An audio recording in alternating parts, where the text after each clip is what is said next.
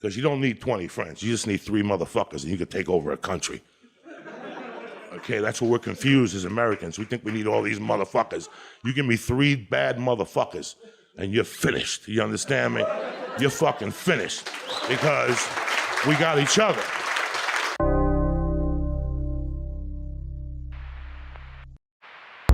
Beyond Wednesdays, we got the things to do. Beyond Wednesdays, bring the Wednesday night review. Comics and collectibles, and sometimes comedy too. Yes, it's Beyond Wednesdays, so sit down, what else you gonna do? The following program deals with a controversial subject. The theories expressed are not the only possible interpretation. The viewer is invited to make a judgment based on all available information.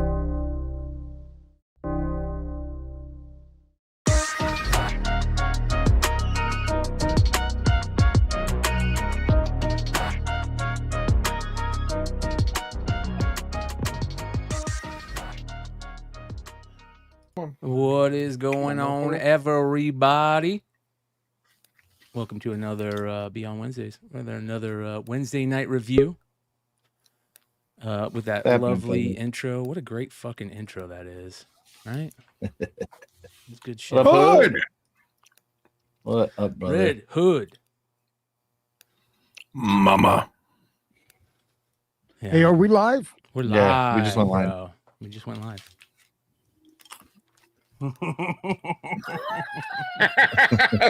That fucking face was awesome. Solid session. Says no clue how I got here. Fucking man. I hope you guys enjoyed that session. Somebody I saw in the chat asked if it was actually live pre-session, and yes, that is live pre-session. I just that is not pre-recorded. That. No, yeah, that's somebody just said, "Was that you?" Said a live video of you pouring wine from a box on the preach. We're a classy bunch, guys. Classy. Fifth. I plead the fifth. Oh my gosh! But you got a nice Corkle tumbler. That's a good one. Yeah. You know how I don't. Hold on a second. Sorry. It's not out of a Burger King Star Wars glass. Hey, bro. Would you have guessed this is David Nakayama? Wow, what is that from? What is that from? Oh my God! What is that, Hood? This is from Action Lab. What 2017. Wow, it's early. Yeah, he did. I have his first work. And then I just picked up Sanford Green's first work yesterday. Hey, can I show you guys something special that I got today? And I've been trying. This is a Grail book, and Leg knows this. This is a Grail book I've been looking for forever, and it didn't come up on my save searches. Nothing. I was looking at a seller, and it just so happened he had this for sale. Okay, just so happened. And I said, fuck it, I'm going to buy it. And I've been looking for this book forever.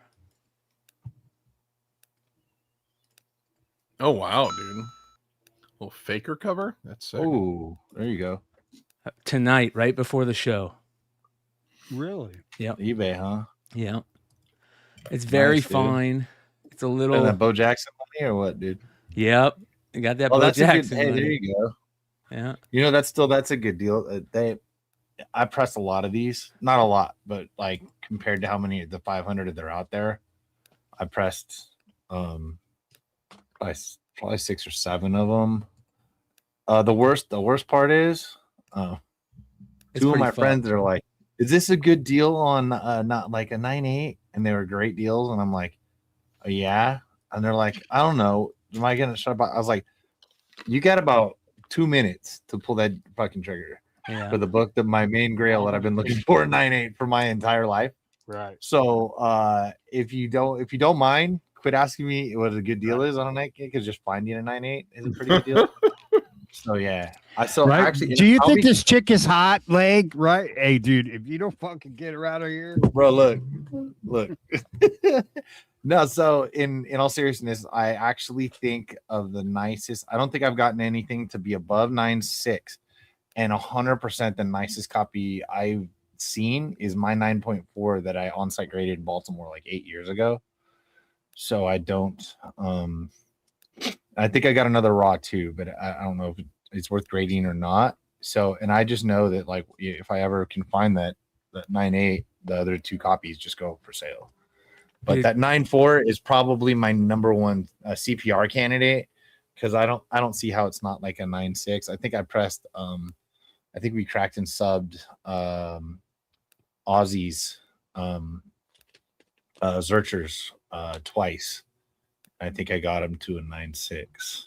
This one's pretty fucked up. It's got some pretty bad spine ticks and needs some cleaning. It's got a crunch on a corner, but you never see they this don't come book. up.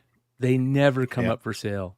And I've been looking for probably 15 years, you know, for one. hey, can you blow that up? Yeah. Okay, go all the way to the right. It's got like this stuff on it. Does that look familiar, Clutch? I'm not saying a word. I'm not saying a word. So I'm gonna send it. I'm gonna send it to Hood. Is that a bad press? No, I would Not never water say damage? it was a bad press. it looks like there's some water damage. Yeah. Yeah. You're foxing. Yeah, as they some say in the some biz. foxing on a model. Foxing. But I'm gonna send it to. I know a guy that might be able to fix it. Check out the foil faker variant. The Hell foil yeah, faker. dude. Oh yeah, hold on. Yeah. Oh, that's badass. Yeah, there we go. Hey, bring some of those to Megacon, man. Yeah, I gotta remember to do that. I only got like, I mean, they're 4 people. They're not for me, but like, I got like some coupon and it's like make 50 foil stickers or whatever for like 15 or 20 bucks, or one of the people I use for cheap. And I was like, oh, okay. And it's, you know, it's like a 3-inch sticker too. So I was like, oh, all right. So I've got 50. Although I probably handed half of them out, but I got to remember everything from Megacon. My Megacon list gets longer due to You'll some of the forget stuff. something, dude. I always do, and we're only going to Florida. I'm sure it's not that far. My wife knows I'm ready for a show when like the Amazon people come like 3 times a day. I'm like, I just gotta keep getting stuff. I keep forgetting. My post office knows. They're like, dude, you're doing it. You having another show? They go live when you go. Hey, hold on, No. big legs going on. Well, with some of the stuff we were doing like a couple of weeks ago, I got a little behind on some of the stuff that I wanted to get done for Megacon, and it's just been, which was, to be honest, fortunate. Like everything that's happened has been amazing, but like at the same time, I'm like, okay, dude, I still have some stuff that I need to get, some things that I need to bring. I've got new books coming in to get signed, new books coming in, and I'm like, oh boy. Yep. Yeah. Well, we have a special show tonight, you guys. We have it's the show before Megacon. So last show before Megacon, which you guys know, for these big cons that we go to, we like to, you know, drop some goodies before the con, and we got a couple of really good books that we're gonna drop tonight on the show. We also got the creative team behind one of those books, and Sienna from Bad Idea is going to stop by and hang out for a little bit. So Hell yeah. tell us what's going on over there. Plus, we got we'll run through New Comic Book Day really quickly, and get ready for one final show before Megacon. But next week is going to be interesting because Wednesday night next week is going to be hopefully a show live from Orlando, which is going to be sweet if we can set it up correctly. So that's what we're going to try and plan, and that'll be a lot of fun. So I thought, dude, the other night I realized Megacon was a week away rather than 2 weeks away, and I was like, fuck, you know? I was like, Yeah, damn. that has definitely happened, and time Time is ticking. Time is ticking, and especially leaving on Tuesday morning to get to the airport. So, And there's all the problems with the TSA, right? Is there a bunch of problems with TSA right now that's causing, yeah, 3-hour wait lines and shit? oh no. So check your airport. Yeah, I told Jess, I'm like, just get ready, get early. Why? Or is it some like political thing we don't talk about on the show or something? It's a government shutdown. Yeah. It's a general of everything. Yeah. Yeah, Okay. and there's some people working with that aren't getting paid. So don't be a fucking asshole. Don't be You a know what I dick. mean? You got it, bro. Right. Not more than normal. All right. I will say, I mean, anything can go anyway. I'm not counting my chickens, but like, I will say at least that's a Tuesday morning flight, not a Friday night flight. That's all. Yeah, I'm flying in on Thursday. Ooh, stop it, dude. I leave kind of early on Monday, like 8 something. So that's gonna suck. Yeah. Well, we've got some stuff. Whoa. Oh my gosh. All right. Oh, yeah? Sorry. What? Don't do that. And then Did you just see? jump Did you onto see something Nate's? else? Did you see Nate's text? No. What he said? Oh yeah, the 3PO cock card, dude. Yeah. But he did get No, the it's cock. not the But he one. did get. It's not But the it's cock. not the He didn't get air. any The cock. regular one. It's not the He didn't air. get the cock. No No. cock. No cock for Nate. Yeah. Unfortunately. But fortunately for everybody watching right now, how many people we got watching right now? We have 144 people watching right now. And 2 you guys. likes. And we got 2 likes. Fucking badass. We've got 144 people watching right now. We've got 2 books we're dropping tonight. First book that we are going to drop tonight is this. Don't drop anything until they like the show, bro. You got it. Yeah. Start hitting those likes. We need how many likes to drop? At least 100. We got to get 100. At Yeah, least get 100, man. And the Edo ThunderCats 24 will be available as soon as I give the AOK, which is 100 likes as of right now. And 100 likes, bro. What's going on, guys? Step it up. And Yeah. then And so that's really important for the new algorithm, right? yes, very important. They've changed the algorithm. I don't usually ask Likes for them, and so I'm gonna comments. Yeah, engagement, which we have really good engagement down like. because we have a lot of people that hang out with us live, which is sweet, and that helps. But likes help more right now, and comments too after the video. If you're watching on the replay, Shout out to Razor Comics with that 18-cent super sticker. Thank you, bud. Yeah, a nice dog sticker, huh? Looks like It's a looks like nice taco. little pointer. So here we go, you guys. This will be available tonight. You can get there are 100 sets available. So here's the print run. 500 print run. Only 450 will be available. 50 are going to be AP copies. So there's going to be 100 sets available tonight of the Trade and the Virgin, and they're going to be $35 a set.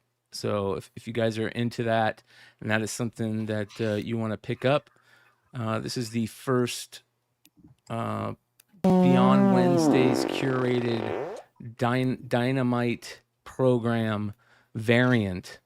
And shout out to my boy Jeff Mazza over at Dynamic Forces for helping me a ton on this one. And shout out to Nikki and Dynamite just for being such big proponents of us and the show and the brand, and I appreciate them immensely. So we said, hey, let's do some cool things together, and I said, let's do it. And here we go. Here's the first one, and it'll be available in, let me see here. I'm close. Yeah. If I keep hitting the like button, does that count? Or no? No, Just hit one time. like and then unlike it and then like. Yeah, it, right. That and just unlike keeps going. it. Yeah. So I should stop hitting the downs. I had a buddy who was who was he was doing a special show because he was getting to 100,000 subscribers. Buddy who, and when it got really close, I just unsubscribed, and I like told him in the chat, I'm like, bro, you lost one, because he was like one away, and I was like 2 away. Shout out to my boy Lord Zero, just dropped a $20 super sticker. That's my guy. When I get back from Orlando, bro, I'm gonna hit you up. We got to go get some lunch. Then also shout out to JSS Brooklyn, the 1999 super chat. He says, agreed, like plus this week, ridiculous amount of books this week. So hit the button. Amen. Amen. Thank you, JSS. Oh my God, by the way, I don't know if you guys are watching. So I have YouTube on like another screen in the other window besides the StreamYard. But I just saw Lord Zero's like sticker, and it's like this like dancing, looks like a dancing turquoise pear that says "You are amazing." Yeah, it's killing me. It's so funny. So 6 more likes, you guys. Hit the like button, and we'll get on with the show. Get it. Here by the way, shout out to the Stockton Ports hat by Leg. What a beast! Oh yeah, that's dope. 209 bugs in the house. That is really dope. All right, here you go, you guys. This is the link for the Edo sets. I just put it at 100. I like it. There you go. It is in the chat right now. Dynamite.com, you guys. Dynamite.com. Is that it? Hold on, let me see if that's it. Yeah, I think that's it. So, the link is active as of right now, which is pretty sweet. Go get them. $35 a set. And then here's the other thing. That's a great price. By the way, that we were talking about this earlier. Like, that's a great price for like you get 2 books for $35. Like, we're seeing people put up their books for like a single book for $35 or $40 or $60, $69 for a single foil. Like, pricings get a little bonkers, folks. Like, yeah. I'm not sure if the code will work tonight, but you can try and use the code. What's the code? For Dynamite. But Wait, yeah, does it you're work right. on Dynamite Clutch. or just Dynamic Forces? It should be for both, but I don't know if they've made it active for Dynamite.com yet. I know it's active for DynamicForces.com. But I'm not sure if it's active for Dynamite.com yet. But give it a shot, and hopefully it works. But otherwise, you're right, Clutch. I think that there's a sweet spot, and especially if, like, you know, I think that we have a different mindset, a little bit of different mindset, where I think that we've kind of said we like to do cool projects, you know, small print runs, work with the people that, you know, we're cool with and that we like. And I think that it's a little different. I mean, you look at the Estuary book tonight, the Suspiria book is just absolutely fantastic. You know, that's the other one that we're going to be dropping here in a little bit. But those are the type of things that I love that has happened. And I was talking about this on the industry show the other night, you know, that it's finally formed into what, you know, I always hoped it would. You know what I mean? So, but hell yeah. Fucking A. The link is in the chat. Let me see. That I think that might have been Jeff. I'm gonna have to say, hey bro. Hey bro, I'm live. Is Suspiria on tonight? No Suspiria tonight, but God damn, man. Maybe Wednesday night. Did you guys hear that? In person. She's gonna be at the event Wednesday, right? Yep. It's on the flyer. Do I need to change my plane ticket, bro? Damn. Oh, you're not getting until Thursday. I'll be there all weekend. Damn. Like dude. Wednesday's gonna be cool, but she'll be there every day. It's a long event. Yeah. Yeah. I need to take that original art that Awesome Sauce Radio says, beyond Wednesdays, I'm not a fan of the new YouTube TOS. I just got a warning today. Not a happy camper. What? I feel your pain, bro. I feel your pain. kind of kinky shit were you doing? I feel your Yeah, pain, what are you dude. what are you saying? Come on, Adam. Hey, what's that movie you made, Adam? That was that a sequel? That one you showed us, Brian? I don't know what you're talking about. Let me drop this here. I think Sean knows what I'm talking about. I don't think I was there. It came out on Howard Stern, dude. Yeah. So here we go. The link is also in the description, you guys. And this is I'm gonna put this in there for everybody. Awesome sauce. Pursuit Wine Bar Kitchen says, "Oh my god, the worst buying experience ever. That checkout was from the earliest days of the internet." No, The chat problems are kind of funny. I mean, look, Leg and I, we buy a good amount of stuff from the Dynamic Forces website, and it is an experience. That is true. Experience. Yeah. But once you get used to it, you can bang them out pretty quickly. But it is its own thing. That's fucking dope. I've seriously not bought books if like it's hard to like check out and stuff. I was just like, fuck it, man. Miss Music Pub My says, ADD will take over, and I just check out. Miss Music Pub fuck says, I it. thought it was just me. They're using a DOS program over there. DOS. There you Is go. Music Pub in the chat? Shout out to Music Pub. Is Music Pub and Miss Music Pub, are they going to be at Music Pub. Megacon? Music Pub will be at Megacon. Then we All need right. Is that the reason why Yee's not here? Because he's at the Creed concert tonight? Yeah. Take ye higher. Hopefully, it's unplugged. I don't think Creed that's Unplugged. possible, bro.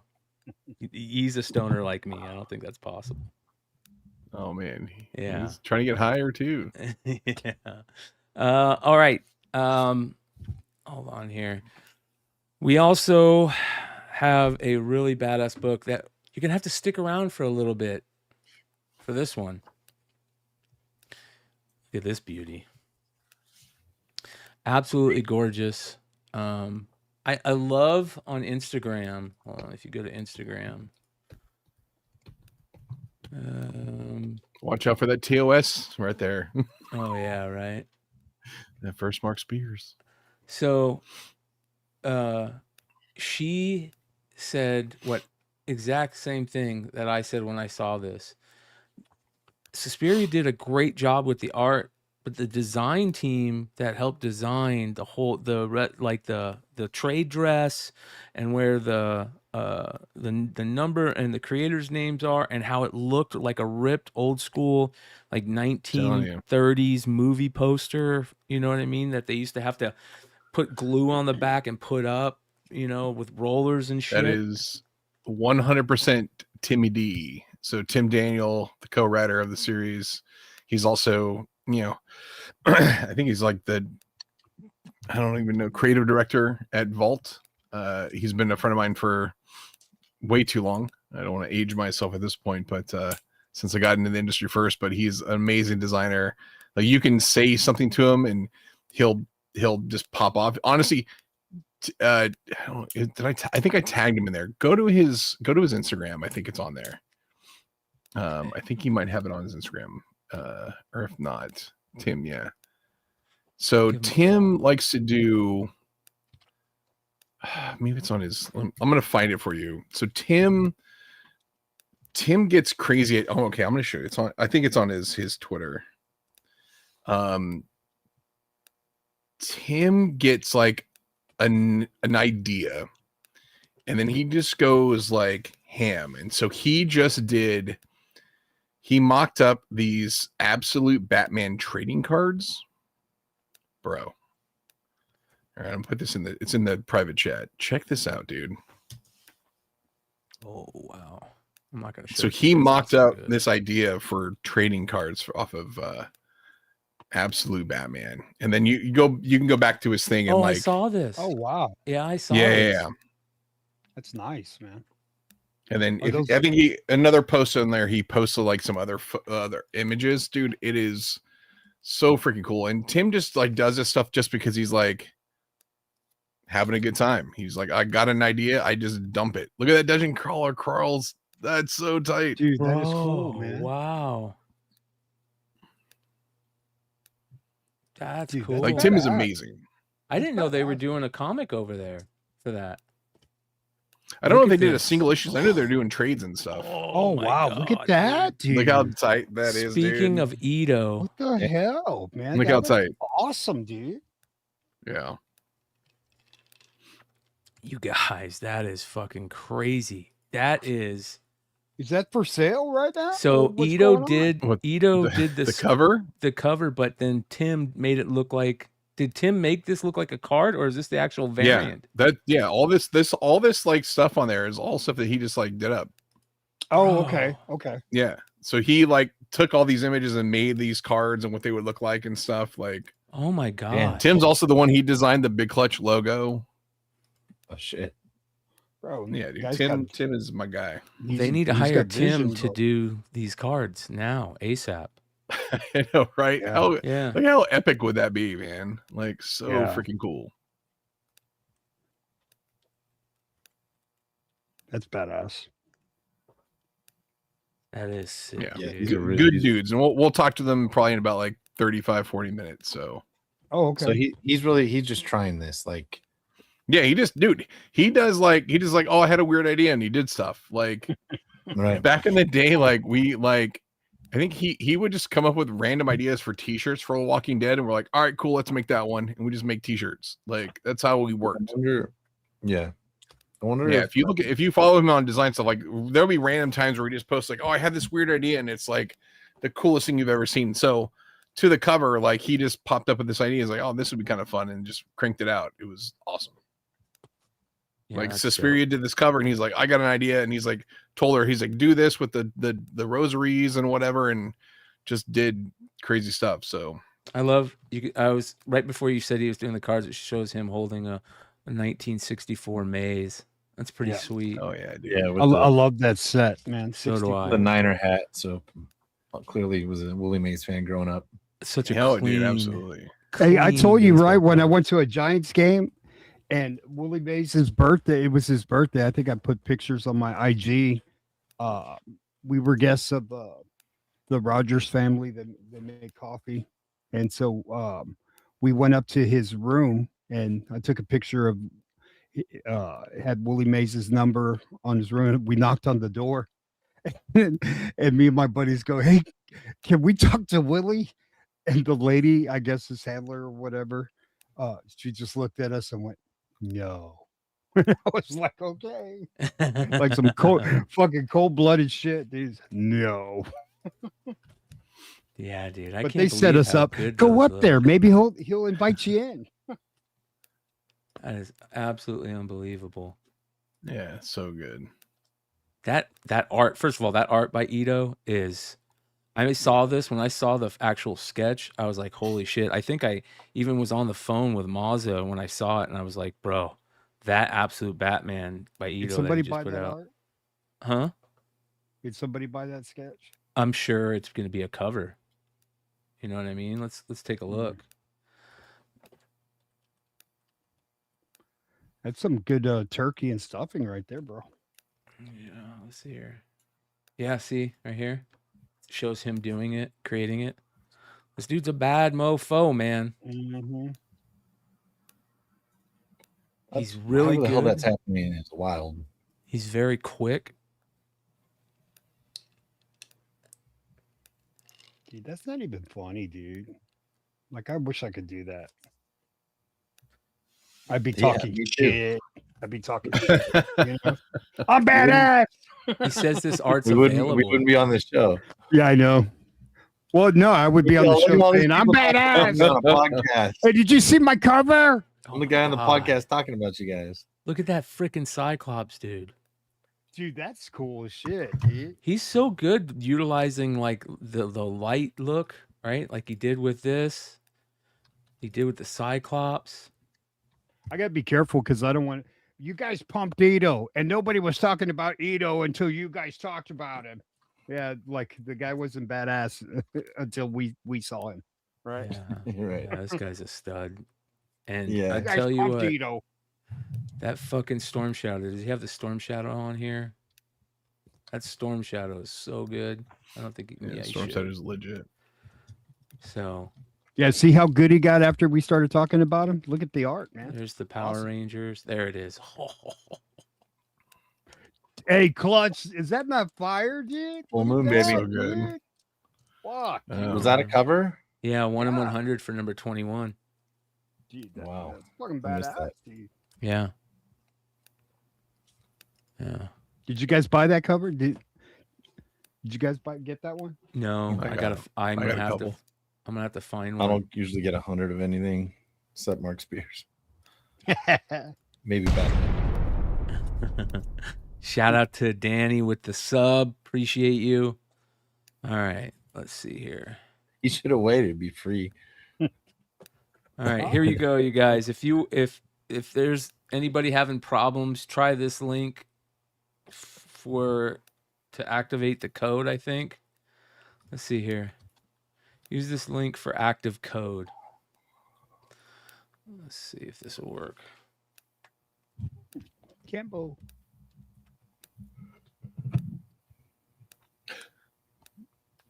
There we go.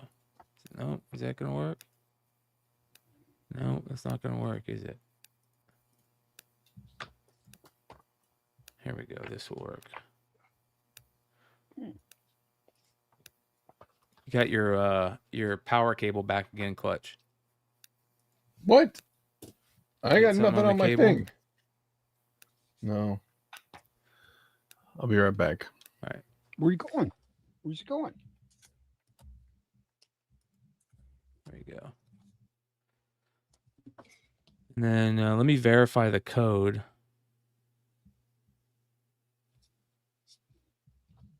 What are we doing? What kind of codes are we working on? What So am I this should give people the ability to use, I think, a 10% off code. on Dynamite? Yeah. Aiding So- that smooth checkout. Yeah. Yeah. And here is, yeah, here's the set right here. This is on Dynamic Forces, you guys. So if you want to try it on the Dynamite one or the Dynamic Forces, there's a link on Dynamic Forces you could use to activate the code. Matt says, looking at Ito's page shows me another Invincible variant I didn't know about. Yeah, bro. Yeah. Yeah. Yeah, I apologize. I guess it was having problems.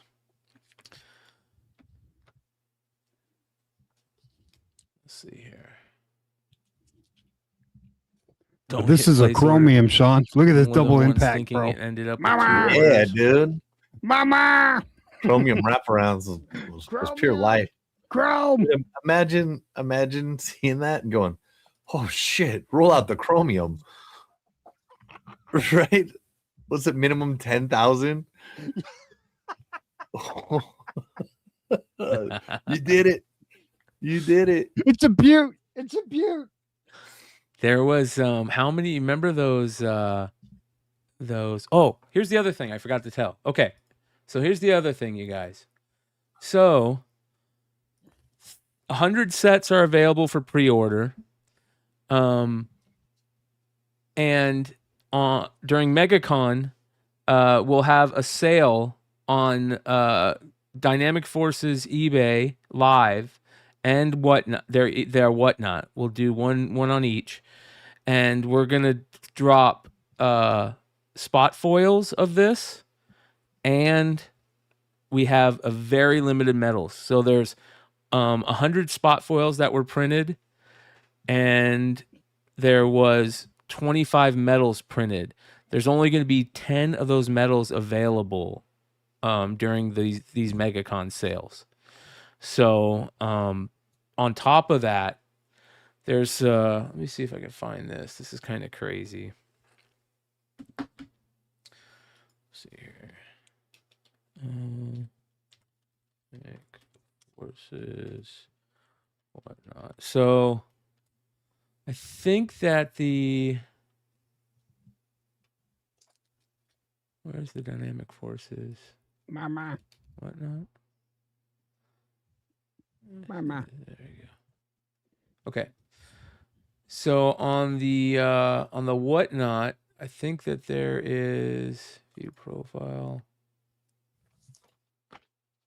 Ooh, that's Should be a link coming up for the show right here. We're going to change this probably to a different date, but if you hit follow on it, is what's kind of an idea of what we're going to do.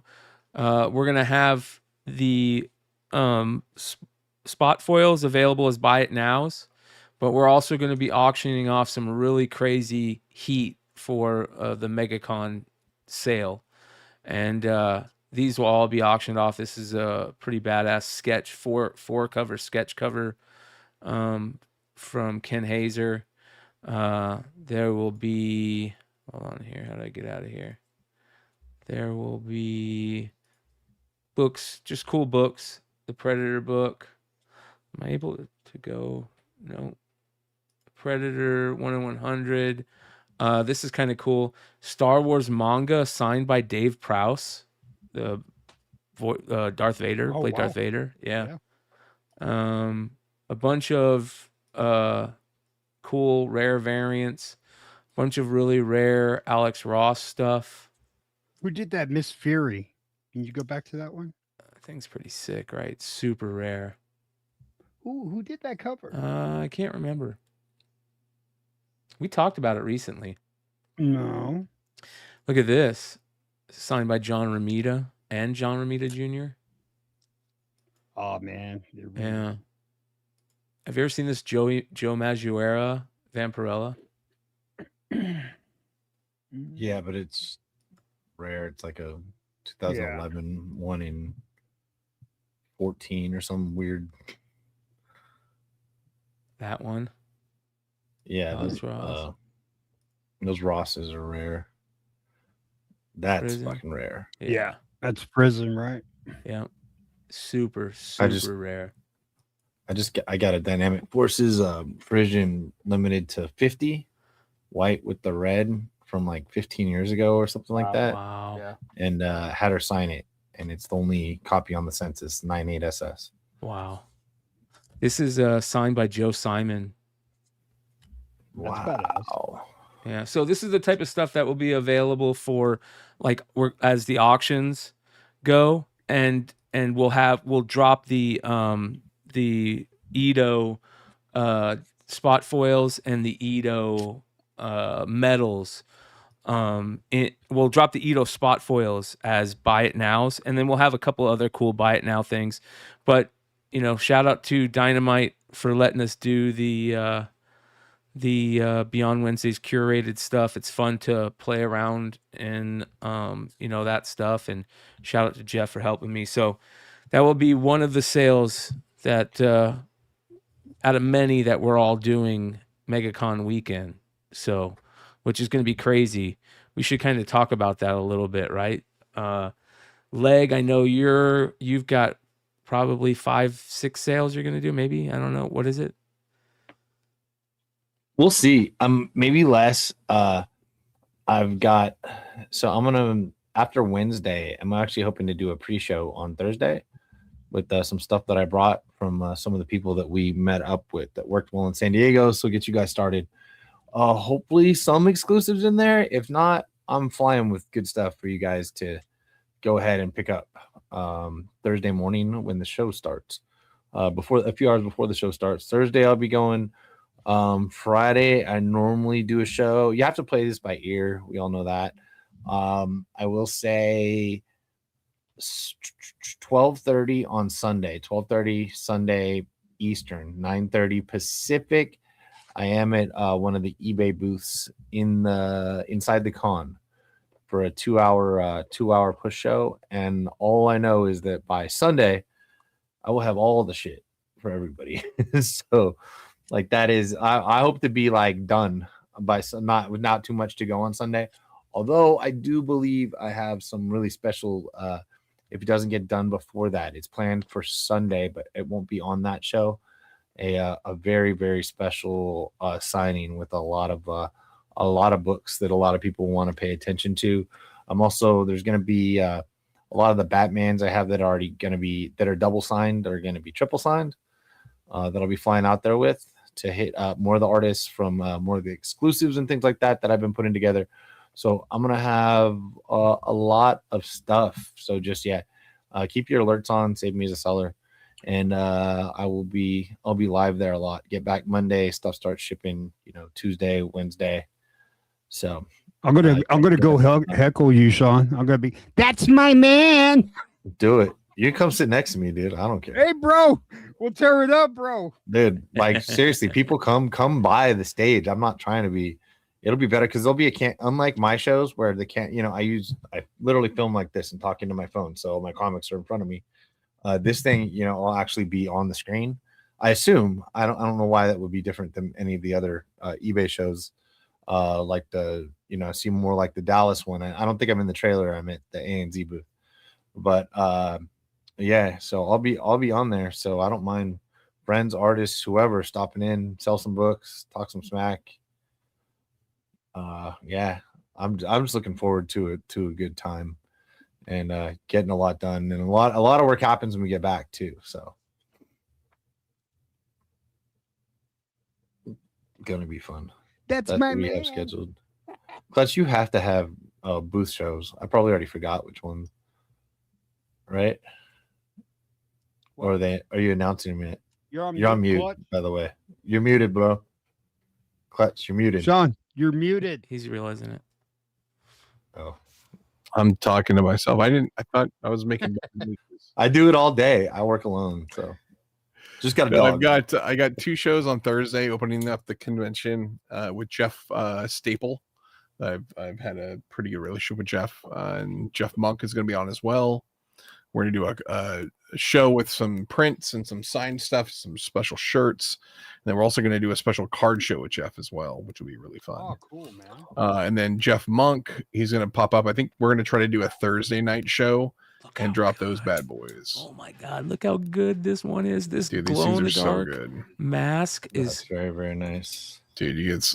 So did you have to bag these? I will be bagging them myself, yes. So just peep these, dude. Like, look at this. hold on. Oh, wow. Oh my gosh, you guys. So that's these books are crazy. This is a special one. Like Jeff and I split the print run, so he gets like half or just about half. I've got just about half. So my half is going to be on sale as these bags. Oh wow, look at that spot foil, man. Yeah, the spot foil is on the mask. That is sick, dude. This It's is one of tight. the And best. then This is gonna be. I think that is gonna be. This one's crazy. Both of They're all these nuts. are gonna be talked about in the running for best variants at the con, in my opinion. The glow in the dark on the mask is so sick. And that's super. What's, They limited, glow on right? they glow in the dark. Yeah, the all the Shit. teeth and stuff and the drips here are all glow in the dark. Oh wow. Look how So- haunting that is. Is Jeff bro. at the booth all weekend, or just does he have certain times with you? No, he's floating around. He's going to come by the booth and he might sit around and do some signings or whatever. And I think we're going to, on our show, I think we're going to try to have some of those to do. He might do remarks. It's kind of a beautiful thing. Like we were supposed to have one with trade dress, and then it just got kind of mixed up in the communication with the editorial team. And so there's these big spots. I'm like, Jeff, that's a great place to sign or do sketches. So it's pretty cool. So we'll have a good time with those. Wow. And then this is what the bag looks like. They're not the crazy they're like these poly bags. I had to get them done quickly. But they're So explain good enough. Oh, that's explain these cool. for everybody. In order to get, so how does this variant work and how does this bag work? So we're gonna have these in my booth, limited to each day. I think there's like 350 bags. So like half the print run goes to Jeff, half the print run goes to me, and my half is gonna be done in these bags at the show. So you kind of get them, and you don't know what you're gonna get. He's gonna sign some. He might do a couple remarks in the bags too. So we might have a little special stuff. Yeah. So 40. And then Jeff will have extra copies that for when he does his shows and stuff. So and yeah. very good price point too. I mean, $30 each. Are you kidding me? Yeah, $30 per Wow. bag. Wow, bro. And that's the total print run. Yeah, there's like 125 glow in the dark masks.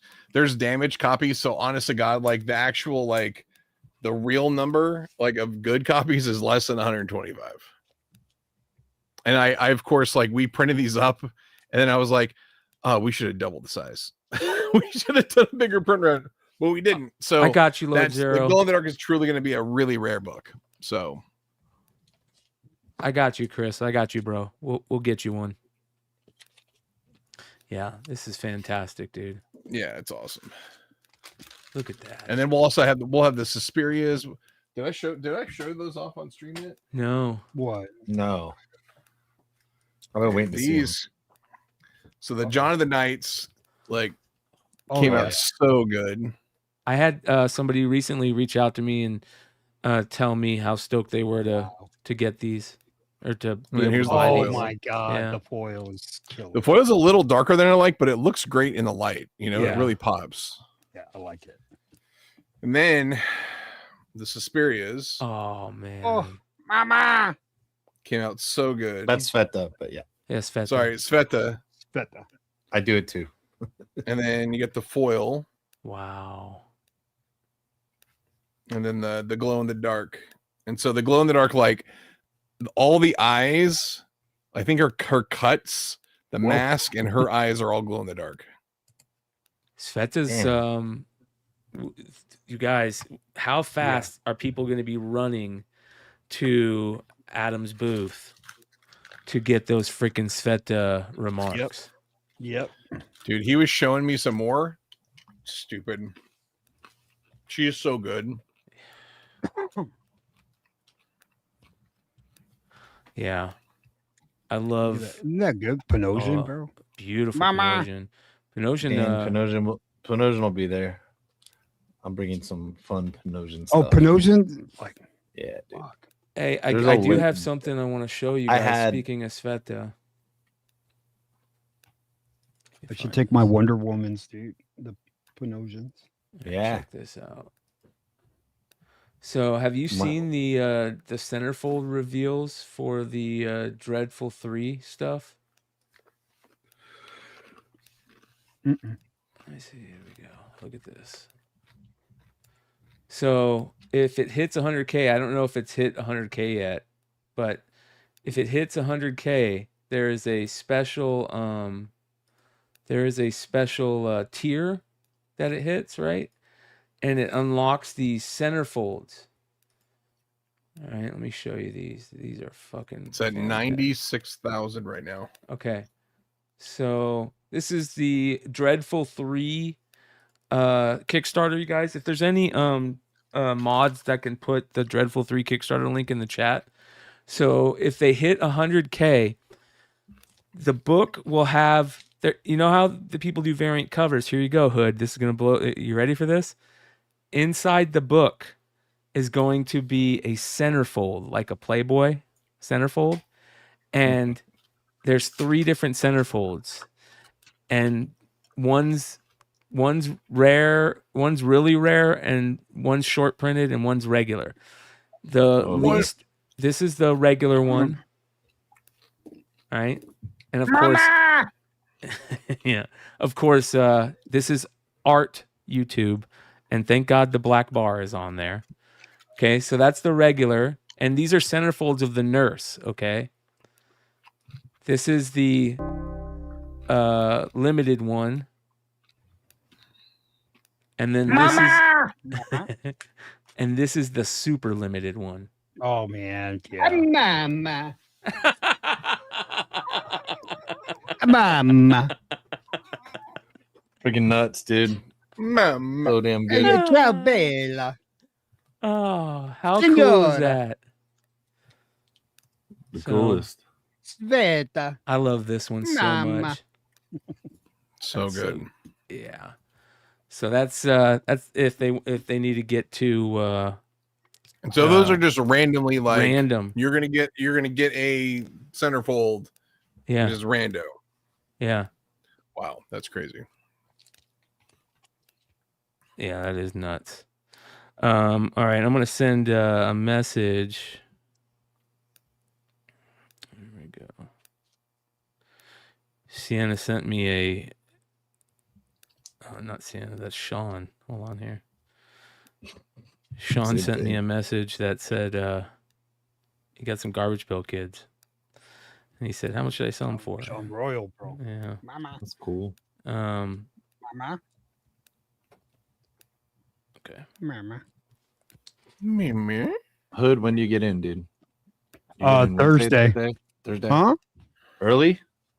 Uh, You're closer than we are, man. So you yeah, gotta go just straight over across the country. straight over the Gulf. There you go. Yeah, but knowing them, they'll fly all the way to New York and then come back down. Yeah.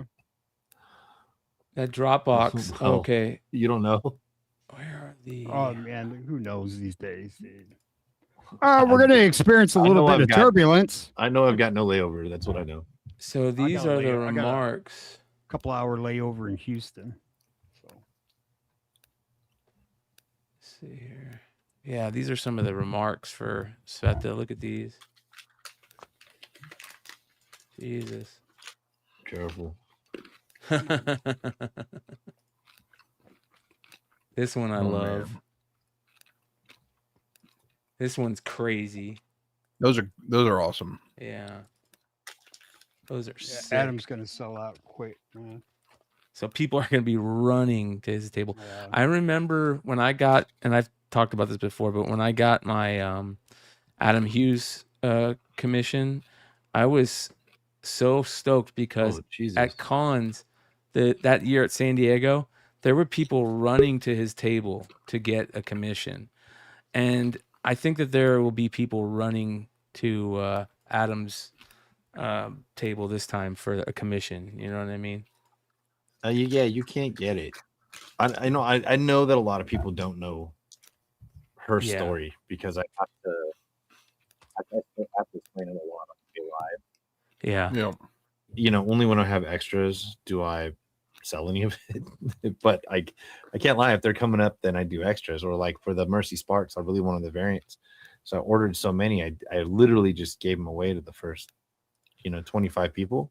Yeah. I mean, just it's a regular cover. You don't get a lot of open order Sveta books. Mm-hmm. So, some part of it is we just wanting to promote everything that she does to be able to get that stuff out there. So All right, you guys. get these signed? Like, no, I cannot get these signed. So So if you guys want, score the Itos. There's still some available. Use the code Wednesdays, I believe, to get, if you want to try to use the promo code over here. The link is in the chat, and it's also in the description. And we'll talk about that some more in a little bit. But we have our guest, ladies and gentlemen. Recently, there was, and I don't know if Sienna saw this or not, but there was a little bit of a funny moment that happened on the industry show, and it was Emmett had come to me, and before the show we were talking backstage. It was me and Emmett was telling me, man, I read a couple of new Bad Idea books, and I was really blown away. I really liked it.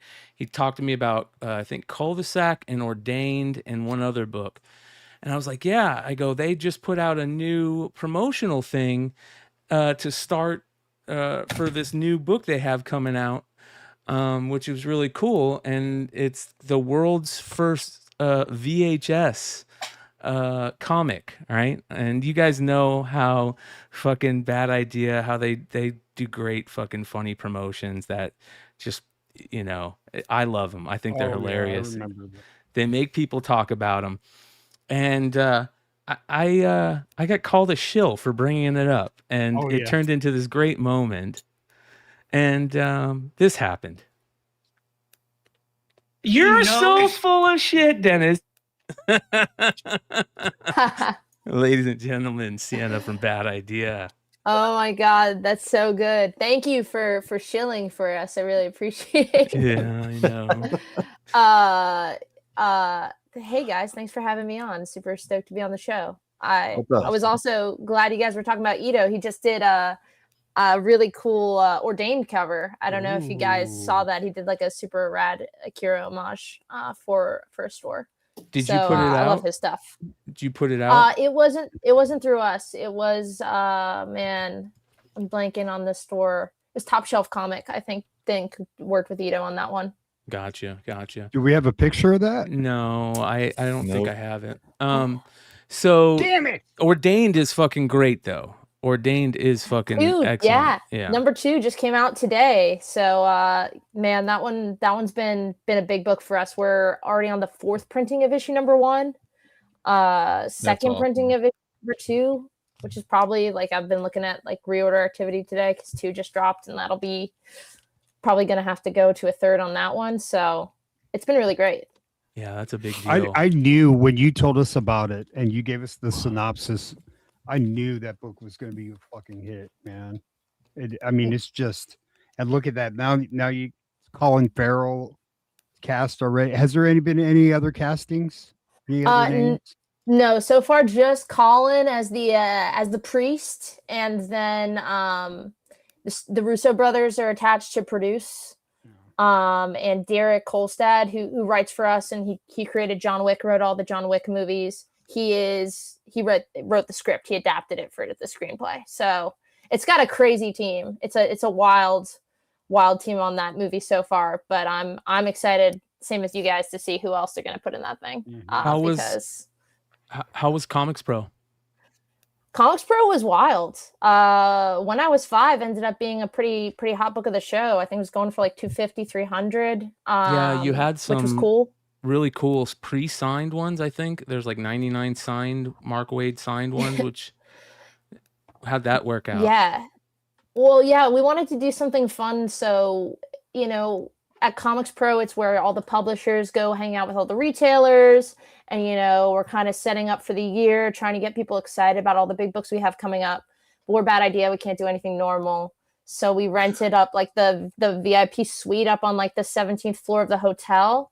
And so instead of doing a round table, you had to come up to the suite, and we had like, snacks and like booze, and like we decked it out with a bunch of bad idea stuff, like the steak book, and it was just like really cool. Had our creators come out, and just like you could go have like, well, I wanted there to be good bourbon, but I sent my coworker, I was like, yo, get some good bourbon for the room.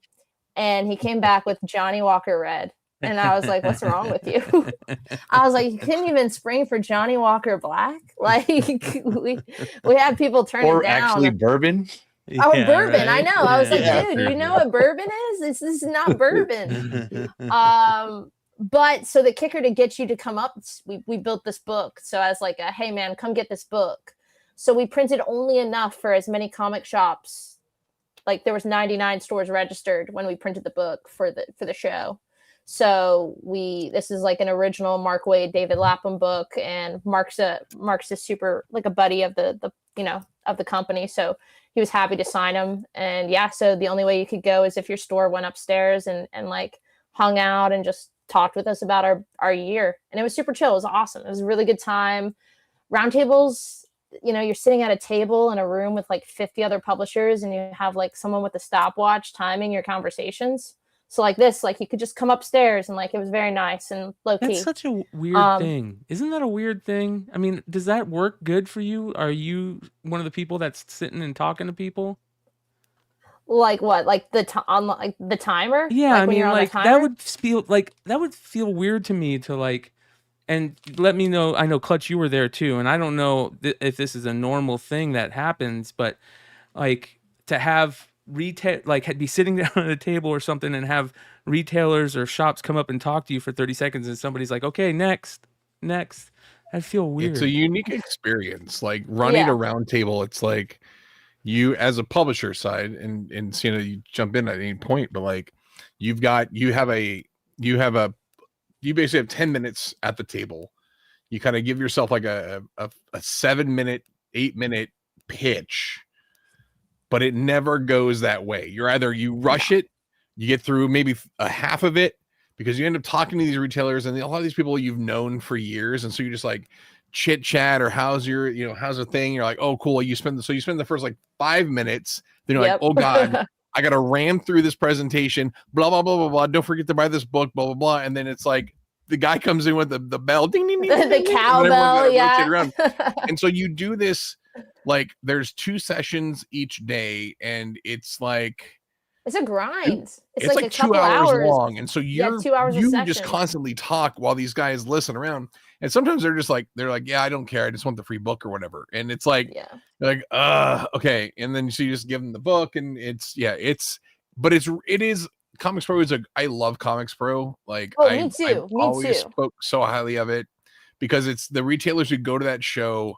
Like they're paying money to go listen to publishers, not just to get the free stuff because it's great, but it's also they're invested in their shops. They want to hear what's going on. So it's pretty awesome. It's a really good community, and I feel like it's been growing every year. This felt like it was like the biggest Comics Pro. Last year was huge. We went crazy last year and threw a massive party at Revenge of because we were launching. But yeah, it's a really great way to start the year because it's like everyone hangs out. You get to see so many people, you only see once a year, all these great retailers, and they give you good feedback and tips and tell you what's working, what's not working, and then you get to implement their feedback throughout the year and make your books even better. So it's a really cool experience. And yeah, I definitely Comics Pro highlight of the year for me for sure. Shout out to Mayday for the gifted memberships. That was fucking awesome. Really awesome. Thank you. George. Okay, so you had that book there. Did you have anything else there that you guys were talking about? I mean, what was the big pitch at Comics Pro this year? Megalith.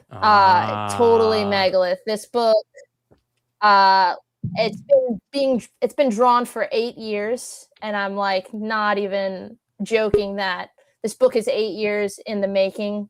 Matt Kint, Louis LaRosa on art, and it's just insane. So these are the covers for the book. Jerome Pena doing the B cover, James Herron doing the 1 in 50, Joe Quesada doing a foil cover for the book, Laniel Francis Yu. Try to go just crazy and get all those crazy names on that book. And we're doing some crazy bad idea type promos on this thing. But if you see the art, if you skip ahead, you see the art. I mean, these are actually scans of the original art that Louis drew. It's just so detailed. The only way you get a book that looks this good is you give the dude 8 years to draw it. Right. And it's just a big Robomech kaiju beat 'em up book. Ton of fun. And yeah, so we're actually doing a promo on this, the 1 in 1,000. We're actually giving away a page of original art from the book. Wow. Yeah. Wow, really? So the 3rd issue is just the huge Robomech battle between the kaiju and the Robomech. Oh my god, look at this. So you could get one of those pages. If your store does an exclusive or goes big on the book, they'll just get one of the original pages of art, which maybe someone's done before, but how big do we gotta go? Just 1,000 copies. It's not crazy. Yeah, no man. It's just doing 1,000 copies on an exclusive. You get a page of art. We also did. We worked with the same guys who did the steak cover for Cul-de-sac, and did this meteorite cover. That's right. That's going to be covered in it's got meteorite dust on it, and it makes the book magnetic because of the iron ore in the meteorite. That's fucking cool. So if you hold a magnet, the cover flips open. It's really freaking cool. Sienna says meteorite, and Brian's like, all right, I gotta say something about this. That idea is really good at getting you stopped at TSA. Whenever you come home with comics. so true. I don't know if I ever told you all that story from C2E2 last year. Oh no, what happened? So Dinesh gave me a big pile of the Planet Death books, still wrapped, sealed up and everything, and I left it like that. Well, my brother was with me at the con, and then I had him put it in his carry-on because I just ran out of space. And then TSA stopped. It was like, "Hey, is this your bag? We're gonna have to look into it." And then they're like, "We noticed something weird." And then they're like, it's a bunch of metal all in one line. And so it was the staples from the wrap comic. because it was all wrapped together in like plastic or whatever. So they're just like, something looks weird in this, but yeah. So we got stopped by TSA. Yeah. Well, You should ask them next you about got the a other bunch of things he books stashes though. in people's bags to get them through TSA. Well, I wonder what happens when you have a meteorite book in your bag, right? Yeah. Yeah. I mean, only one way to find out. It's a 1 in 250, so you guys gotta go for it and then bring it on a plane and let me know what happens. Amazing. Yeah, these are sick. Guys, if you don't know, Sienna also throws the best party at San Diego Comic-Con. The Bad Idea Party is by far the best event of the entire week. It's amazing. Yeah. Mike, you're too sweet. And I think it's just because we give you a lot of Mai Tais. But, I know which line to stand in every year. Mr. Valley High is what they call me. Apparently, I named a drink after me. Oh, there you go. There you go. Yeah, if you guys haven't been, the Bali High is this amazing tiki bar restaurant in San Diego that we rent out and do a big Saturday night party for San Diego. The absolute best, though. Y'all are invited. Come on out. Last year, we had people at a wedding. There was a wedding reception there. It was either last year or the year before. And people were trying to bounce from the wedding reception to come to the party. Like, that's how legit it was. It was rad. Always a highlight. Always the best view. The best. Oh yeah. Oh yeah. It was nice. Group bleary-eyed pictures over the water every year. Right? Love it. Dude, look at that coloring too. Who did the coloring on this? Do you know? Yeah, this is Laura Martin. Yeah. It took a while to find a colorist on this because Lewis's inks, like he has a amazing process with like inks and Copic markers, and like the black and white looks so good that you don't want to mess with it. But then, you get someone like Laura Martin who's able to just elevate it somehow. One get like some of the shimmer, like that's the hard thing with inking is like when you get to coloring, like the lighting and the shimmer effect, like just this is slick. Like these are slick finishes, and man, great job. I think there's colorists that can really change the way the original art looks too. And when you have like Sienna saying, when you have an artist like La Rosa that is just so amazing and detailed, and I mean, you don't want to mess any of that up. No. Yeah, you don't want to lose it. I got to jump in there. I just popped over on Lunar because I just wanted to check things out. But like, seeing that there is 30 original art cover variants for this book. What is that? Yeah, so we had to talk to Lunar about that to see if they let us do it. We wanted to be crazy, and we were like, what if we're like, man, every page of this book, I mean, do the math. If you're like, man, it took 8 years to draw this, how much time per page, how much detail went in each page. We were like, every page is so detailed they could be a cover. So we were like, well, what if we made every page of the book a cover? But we restrained ourselves, and we just did the top 30, and we did these like high res archival quality scans of the original art. Because there's just a lot of people have been after these original pages, just because Lewis is promoting the book for so long, and there's just a ton of big name artists like who are super supportive and like promoting it, that people are kind of after the art. So we figured, give people a chance to own a really nice like high quality scan of the original art for just the cost of the comic book. So we picked like the 30 best pages. These are so crazy. And and then we had to promise Lunar. Just be very thankful that they let us do that. And we did a pretty cool kicker. There's like a 1 in 30 variant, basically, that you can only get if you collect the set. So if you order one of all 30 of those covers, you can get, it's like a negative image variant of the A cover. Like it looks like the printer plate. And the only way you can get it is if you order one of each of these. So I think that's probably going to be one of the most rare covers of the book on the market, because you got to commit to ordering a set. But we wanted to make it fun for people who want to collect the set and give them a little like something special for going in. That's crazy. Wow. This is nuts. That's fun. Yeah, it's crazy. Lunar had to have a little meeting to see if they were going to commit to keeping track of all of these. I can imagine Jeff Sting's head just turned a different shade of red. Dude, and I was like, once I had to send in all the metadata or whatever, I was like, I never want to do this again either. Like, do not worry. I don't want to keep track of 30 black and white covers anymore. So, but yeah, I mean, you look at the art and you're like, dude. But yeah, this one hit for us at the show. Like everyone at Comics Pro was just, you see the art, and we had the original pages with us. We brought some of the original art, so you could actually like feel it, pick it up. It was in the room upstairs. And then it's Matt Kint writing it.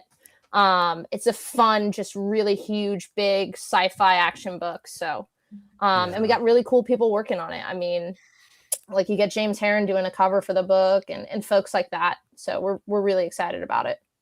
Yeah, this is gonna be excellent. Yeah. Suspiria, that's funny. I see someone in the comments. She did not do a cover for Megalith, but our April horror book, The Hab, Suspiria just did a cover. I don't have it because it goes live. It's in the next month's catalog, but she did a really is there no super way to sick see cover it yet? for us. We haven't shown the art yet. I Show just it! got the fine. I know. I don't want to get in Do trouble, it! but it's coming. It's coming. We'll have it up in like 2 or 3 days. Do you want me to But yeah. message your boss right now? I'm gonna Yeah, message text Dinesh, be like, yo, can right Sienna now. show the Suspiria cover? She's great. She crushed it.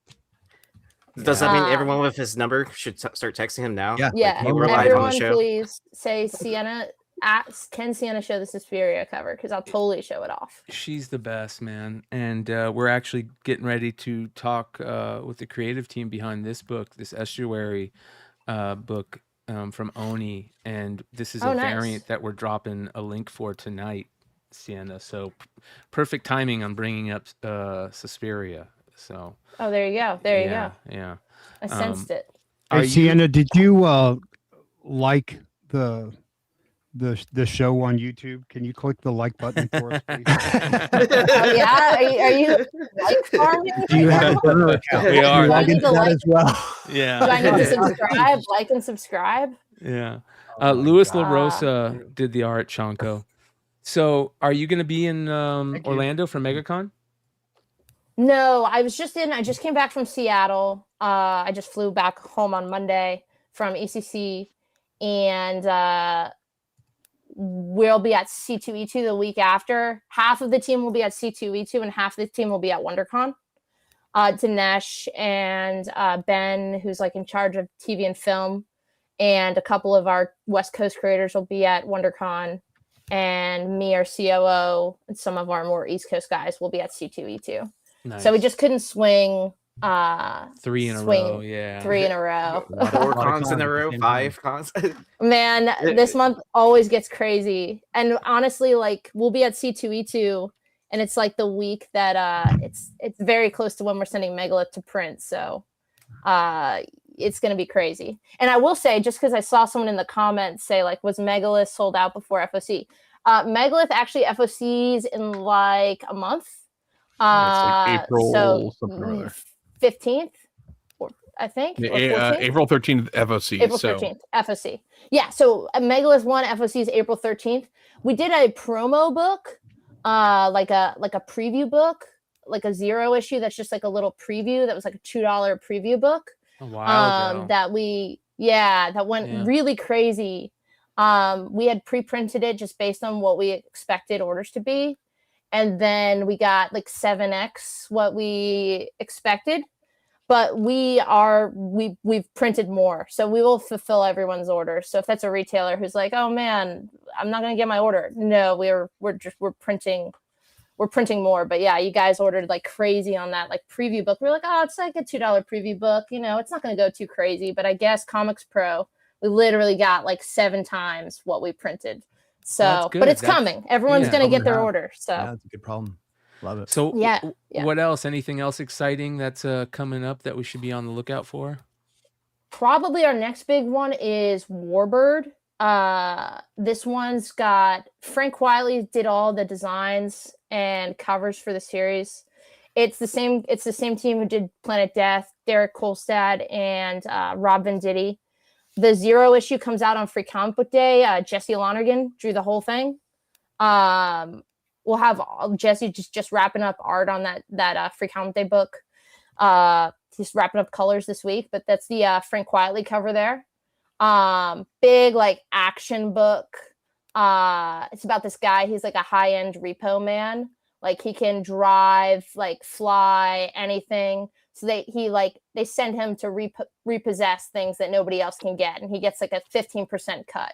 So like the opening scene of the book, he's like out in Qatar where there's no extradition treaty to get this like mega yacht and repo it. And he gets, it's like $1 billion yacht. He gets a 15% cut. But the CIA end up hiring him because the Russians have stolen like a really high-tech jet plane from the US. So they need him to sneak into Moscow to go repossess the plane.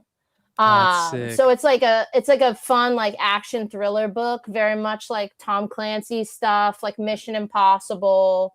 But it's like, if you're a Sean Gordon Murphy fan, this like where he does vehicles like really well. It's like a total like vehicle porn action book because he can drive, fly, anything, which means that the guys just get to blow like everything up, like every other panel. Is really fun. It's a really fun book, and Jesse's art is absolutely insane. His stuff's so good.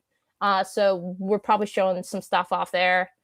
And then the other big thing we announced at Comics Pro is a book called Project Goat by Dave Yarovesky, who directed Brightburn. Oh yeah, and I remember hearing about that. Yeah, and the screenwriter for Love, Death, and Robot. They're doing a horror book starring a family of goats. It's about this cute little family of goats in the 70s who get kidnapped by this cult. Dude, I love that. I love that cover, man. It's so good, right? Is that a cover? So good. That's the cover. That's like the A cover by the artist, Dude, the interior artist, man. Adam Polina. But basically, like, their family goats, this cult needs to kidnap them because they got to sacrifice goats to summon a demon. And so you're following this little baby goat.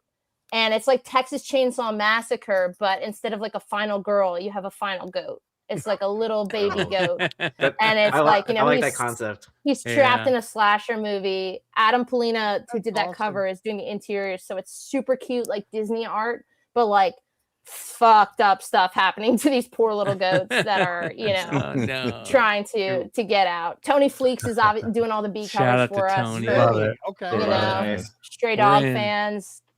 That's awesome. I just got official approval because this chat asked for it, that you can show the Suspiria cover. Oh shit. Oh, okay. Oh, all right. nice. Give me a Let's second. go. I was gonna joke around and say, "Oh, I just got a text from Dinesh. Did you get the I same did one, get Mike?" it. But I didn't actually text him. I already saw Well, it. we'll let Sienna show off the Yeah, let me dig it Suspiria up for cover, a and then second. we'll use that as a nice segue. We'll let her. This will be our nice segue into Estuary. So perfect timing. All right. Brian, I guess I'll email it to you real quick, Brian, in that Yeah, that'll thread we work. have. Yeah. So you guys, Megalith on FOC. It's got a couple weeks for FOC, I think we said. Yeah, so April 13th. Okay. Oh, nice. Perfect. And then all right, let's take a look.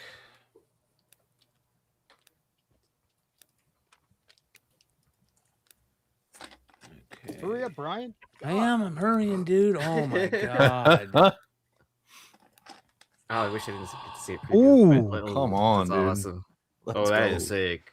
Ladies and Yeah, gentlemen, there's this the is- premiere image. Wow. Never been shown before. It's going to be in this next lunar catalog. But yeah, this is for the horror book with interior arts by David Lapham and Bill Sienkiewicz doing like interior art on this. It's That's a awesome. really fun Gosh. contained horror book. And Suspiria's great. Like this was actually our first time working with her on a cover. But she like just knocked it out of the park. She That's is. so good. Yeah. Is that an alien or a demon? Or are we allowed to know? Yeah, you got to read the book to find out. The pitch is like end of the world, nuclear apocalypse.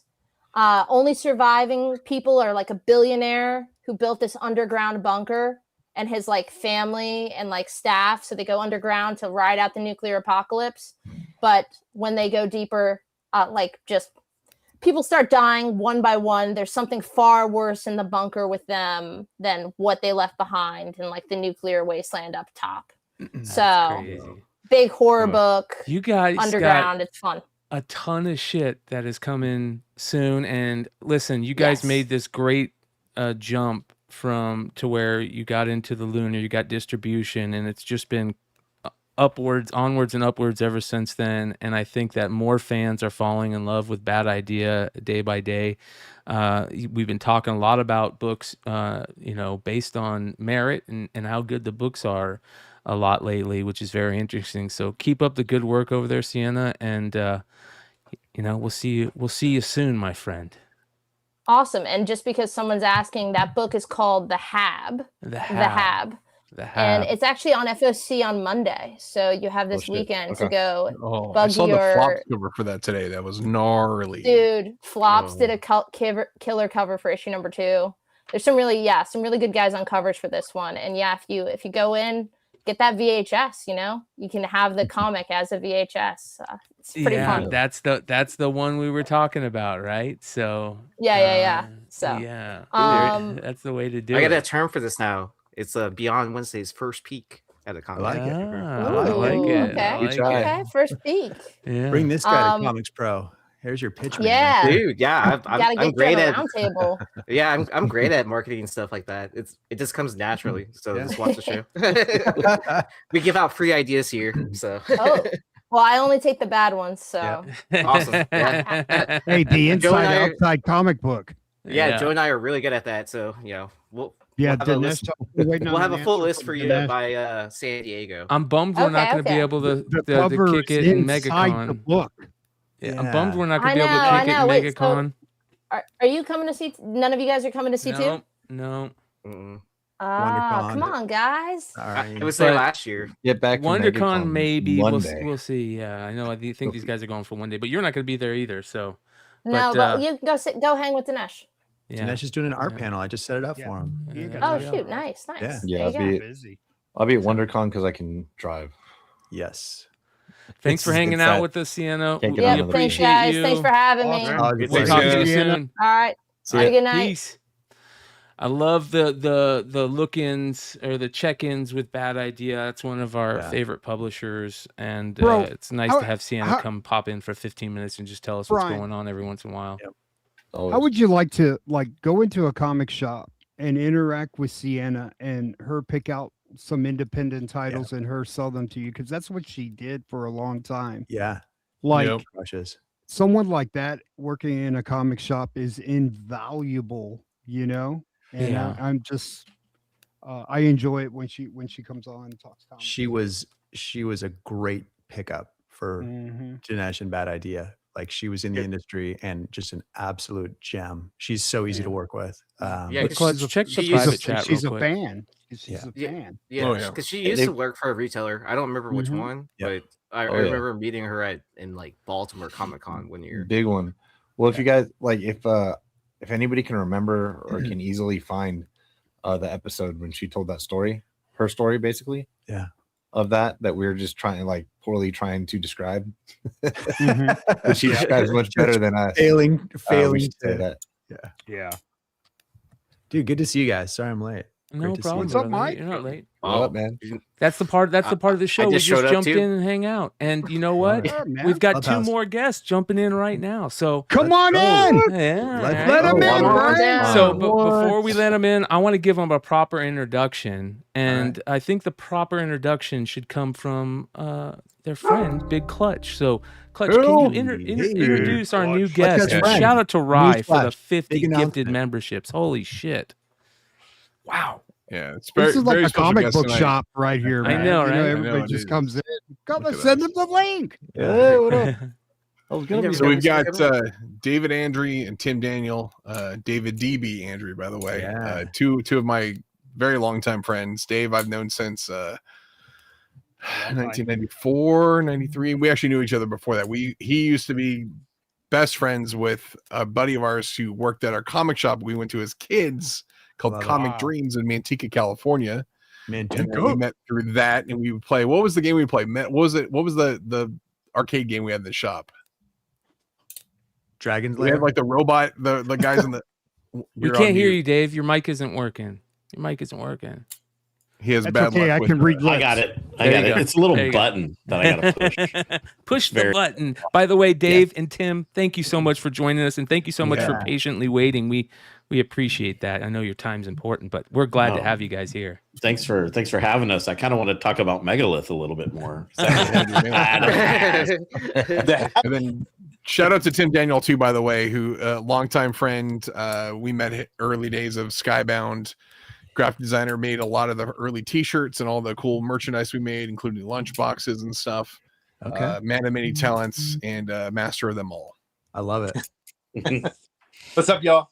Hey, Thanks for What's being up, here. man? We're really glad to have you guys. Talk about Estuary. I mean, this thing sounds freaking like amazing. That's cool.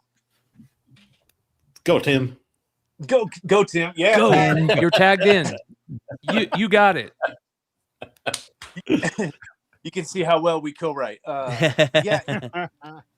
The whole thing here, Estuary, it's set, first of all, in a place that I love, a place that I return home to. I live in Montana, but often return to Monterey Bay Yes.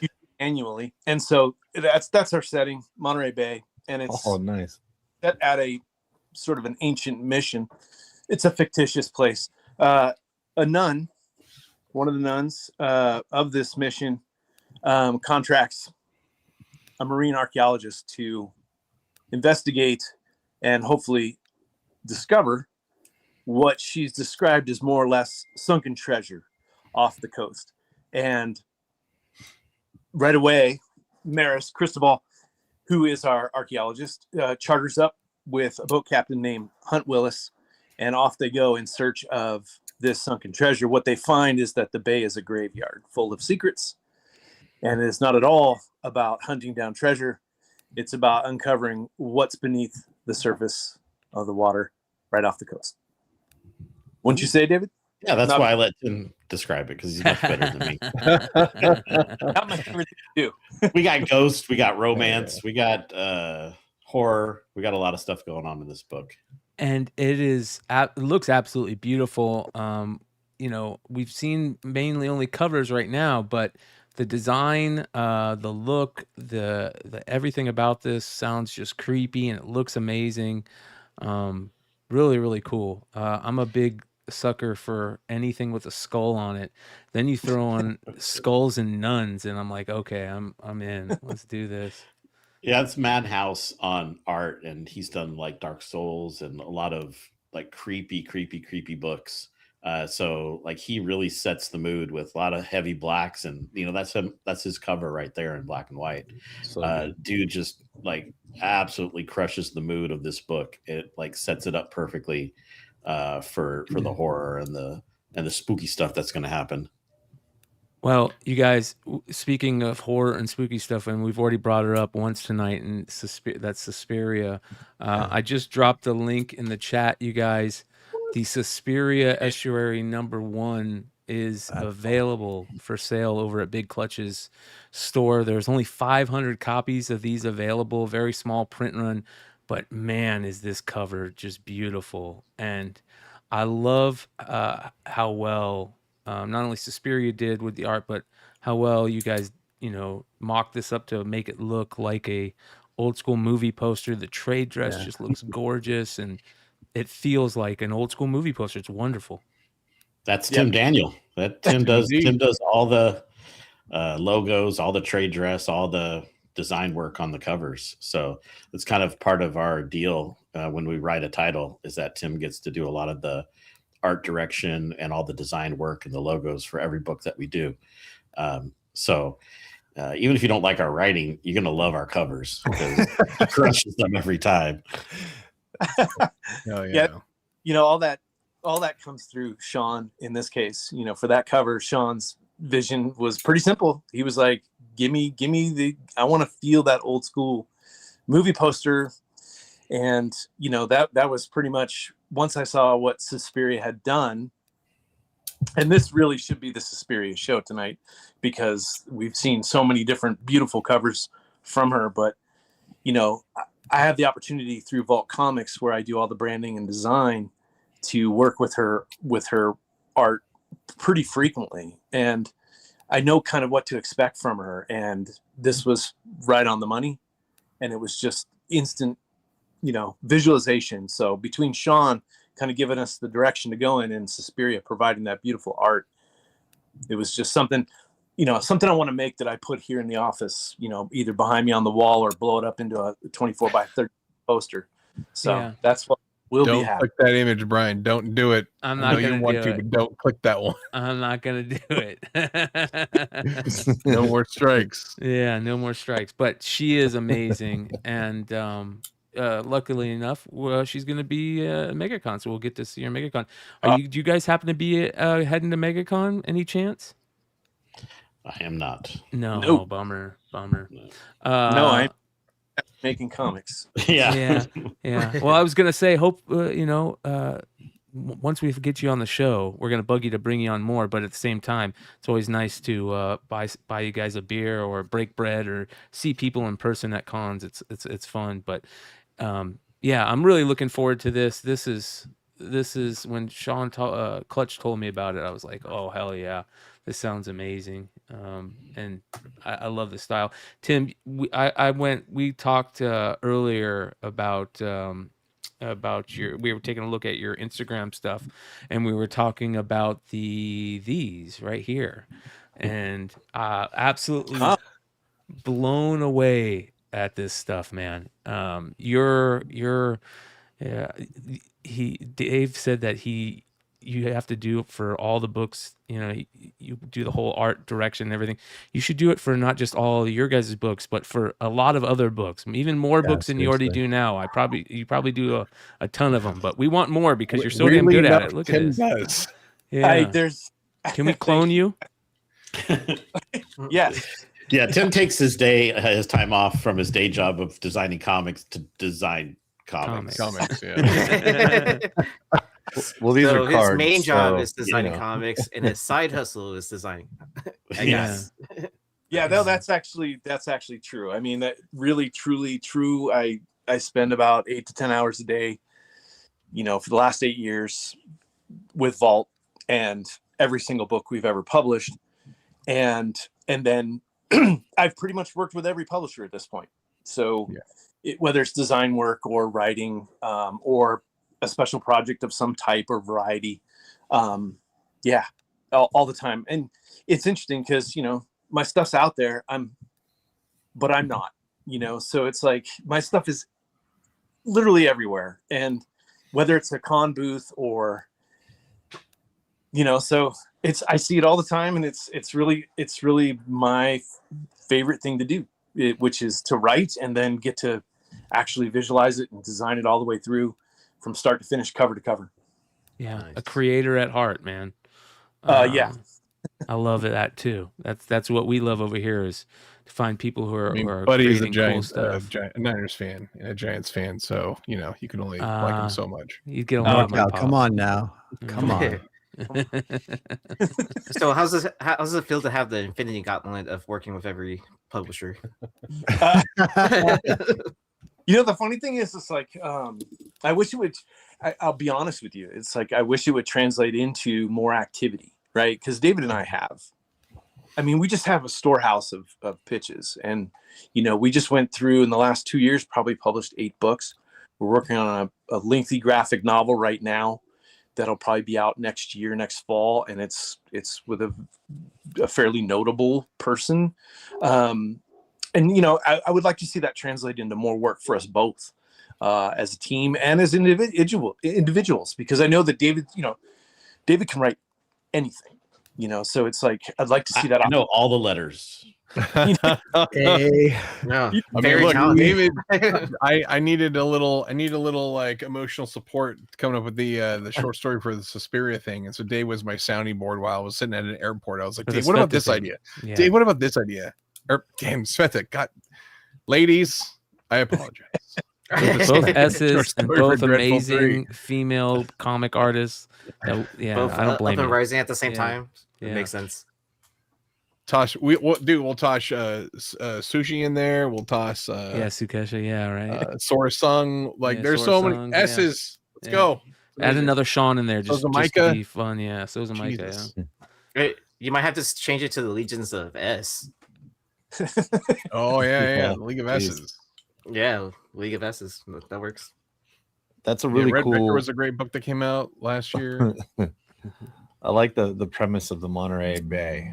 It's a place I've been to a lot. It's sort of, you could think of it as, sort of being, a cold, like haunted, Northern California sea. Kind of starts Kinda going like up that Maine, way, and I like the. But on the Pacific coast. That's eerie with the background behind the nun's face right there. So Yeah, if you guys are into diving at all, so the Monterey Bay has these kelp forests that are like world-class diving. It's like basically like the Amazon forest of diving is off the shore of Northern California, like top 5 places to dive in the world.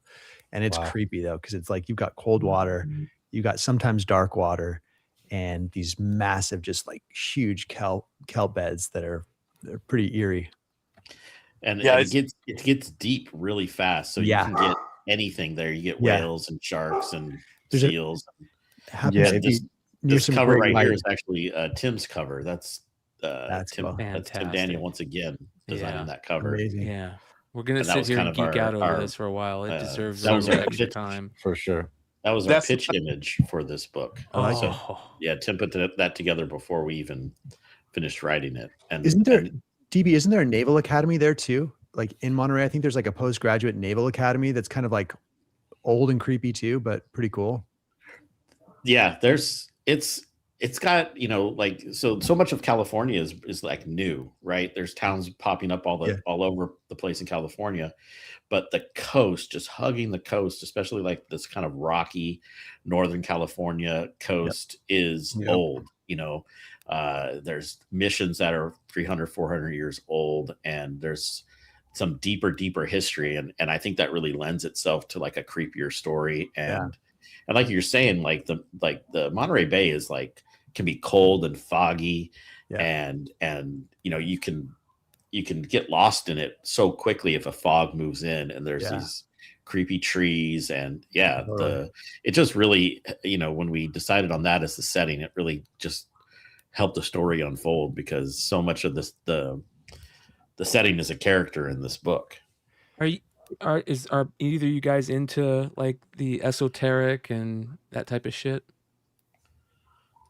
Like ghosts and haunted stuff?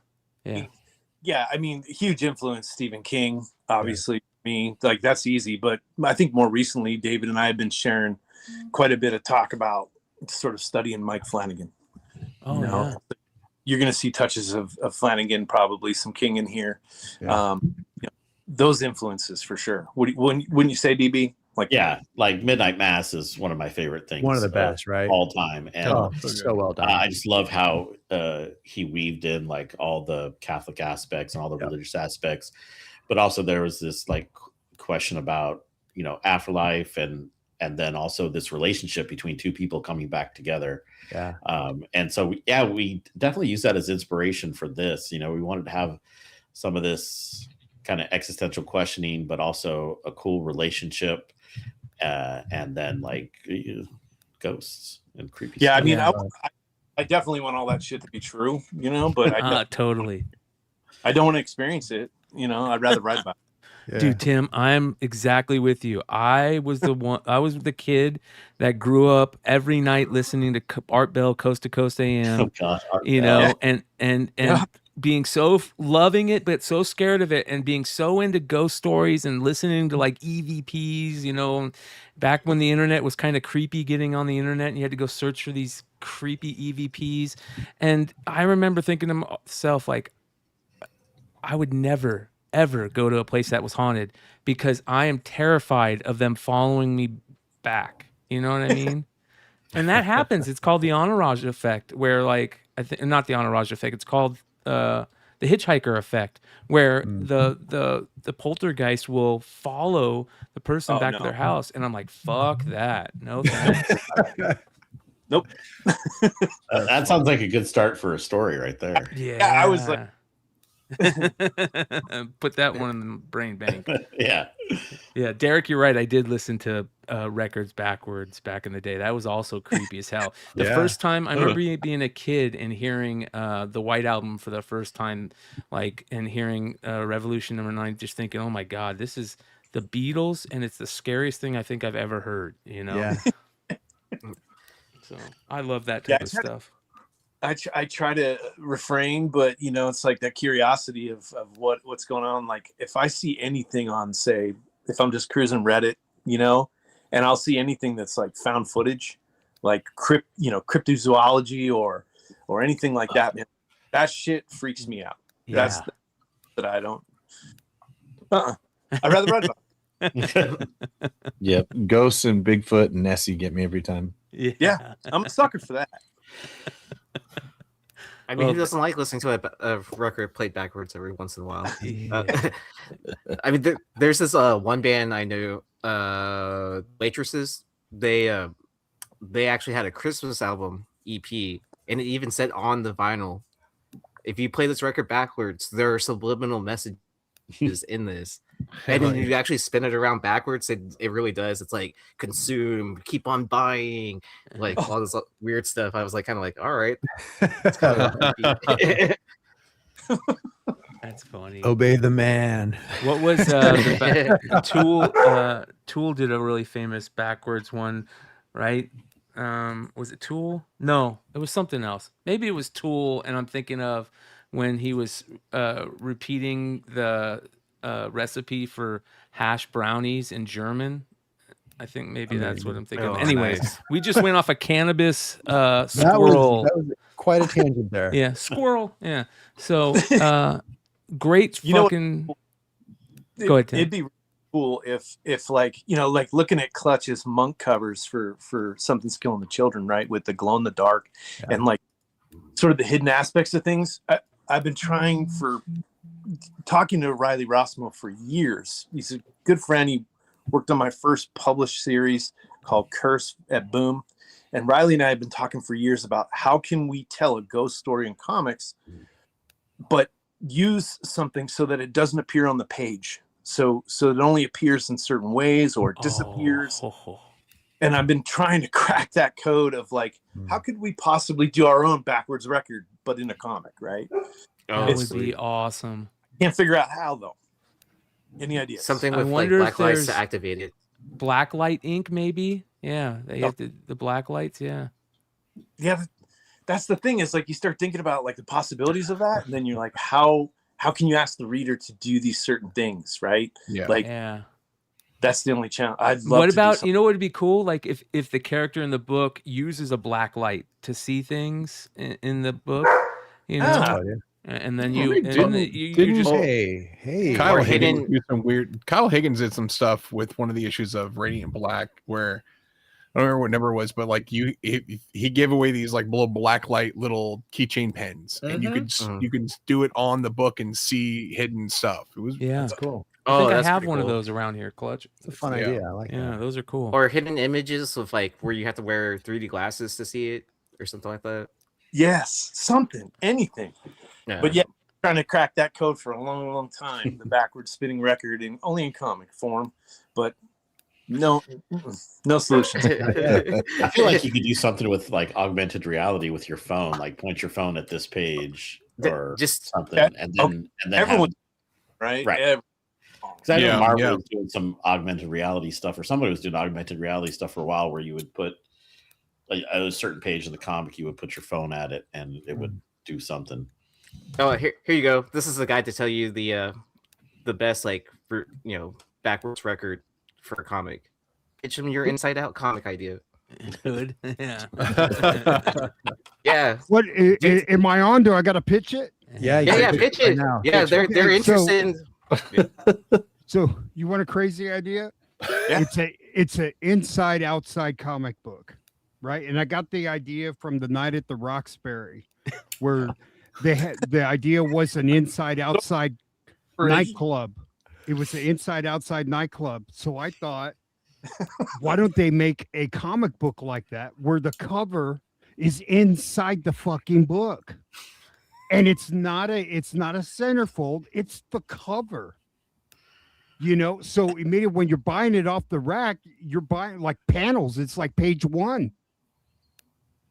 Right. So you can already start reading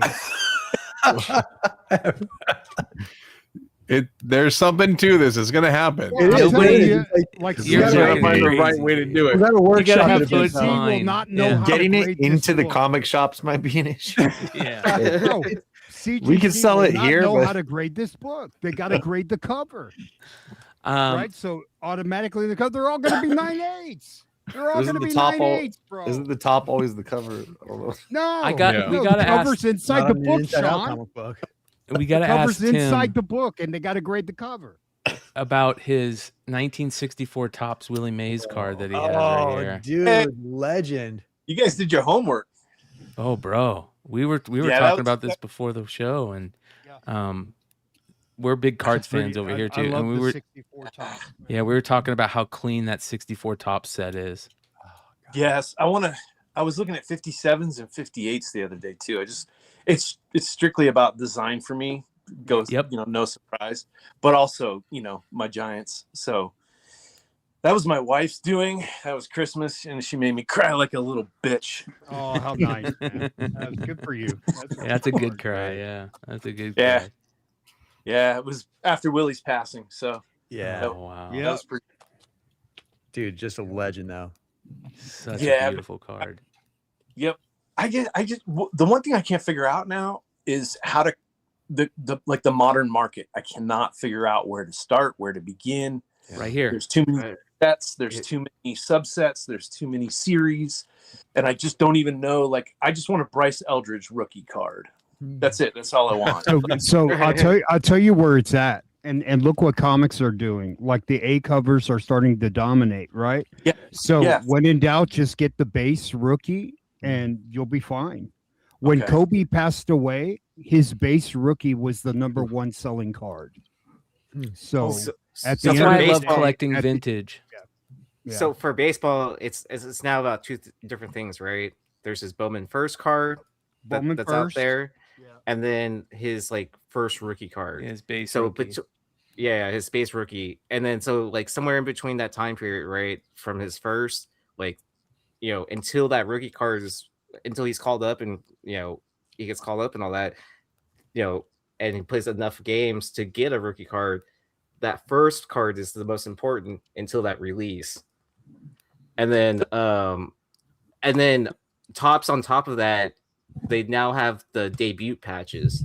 So the very first game they play, it ends up in a card, but that's not until Topps update Chrome, which is like the very last flagship set that they. Yeah, it's a lot to keep up with. You already lost him. He's already Stick gone. with vintage. Tired. Yeah. Okay, so the other day I went looking for Eldridge, and I found the Eldridge card with the patch. Okay. Modestly priced, $25, right? So I'm like, all right, that seems like, but I couldn't tell if that's actually a rookie card or if it's a patch card, or it's like, so you're saying that's the card I should go after? It probably Well, wasn't the debut patch. it There's is. different patches. Yeah. They have. Yeah. Like it's I so- said, like I said, it's a buy big the rabbit base. hole. Like Yeah. buy the base when Is in it doubt. game worn? Is Base it rookie card. Even You want his the rookie card. This is the card Personally- you want right here. Let me show you the card you want. Hold I was on, we're gonna about go to for a rename Bryce this Eldridge podcast. card. I would be searching for this Welcome to card right Rippers here. and Flippers. I'd want the orange color match out of 25 2024 Bowman Chrome rookie or some type of color match. You know what I mean? Okay. But let me see if there's a color match for. Yeah, that's what I would want. I would want a color match orange auto. And what I'll do, Tim, is we'll find a good one for you, and we'll send it to you and be like, this is the one you want to search for. Oh, yeah. Brian probably already has a couple of them. I love this show. I'm coming back. We're gonna bug both of you to come back already, Yeah. so it's already it's set in stone. So So again, too, Wednesday. if anyone's out there too, like Yeah, this book FOC is on Monday, so it comes out on April 8th. Good to know. So if you're interested in this stuff, I mean, the guys did a great job. It's such a cool story. Yeah, The graphics are awesome. Like, What's hit up the your plan shop. You still have time. What's the plan for this? Is you guys, is this gonna do short mini series type thing, or Yeah, is it's it four issues with a like extra kind of sized first issue. nice? So the love first it. issue I think is 28 pages of story, and Well- then it's a 4-issue series. My suggestion for everybody is to pick up one of these, the Suspiria variants. They're limited to 500, and they're at a really good price of $20 for a 500 print run Suspiria variant, you guys. It's available right now. Right, The man. link is in the chat. You can also find it if you guys are watching this on the replay. The link will be below. These won't last long, so make sure you guys grab one. But also, I would also grab definitely the C cover. I think the C cover is probably the best of all the regular and the open order stuff. I do like the one I like this cover, but I like the trade dress better with this. I think the trade dress makes this look so much better. Right. Great art to begin with, but Stop glazing Tim. yes, I know, we are. But also this beautiful black and white cover is that's killer. fantastic. Yeah, these are great. So Yeah, man's stuff is so good in black and white. He like controls those blacks so well.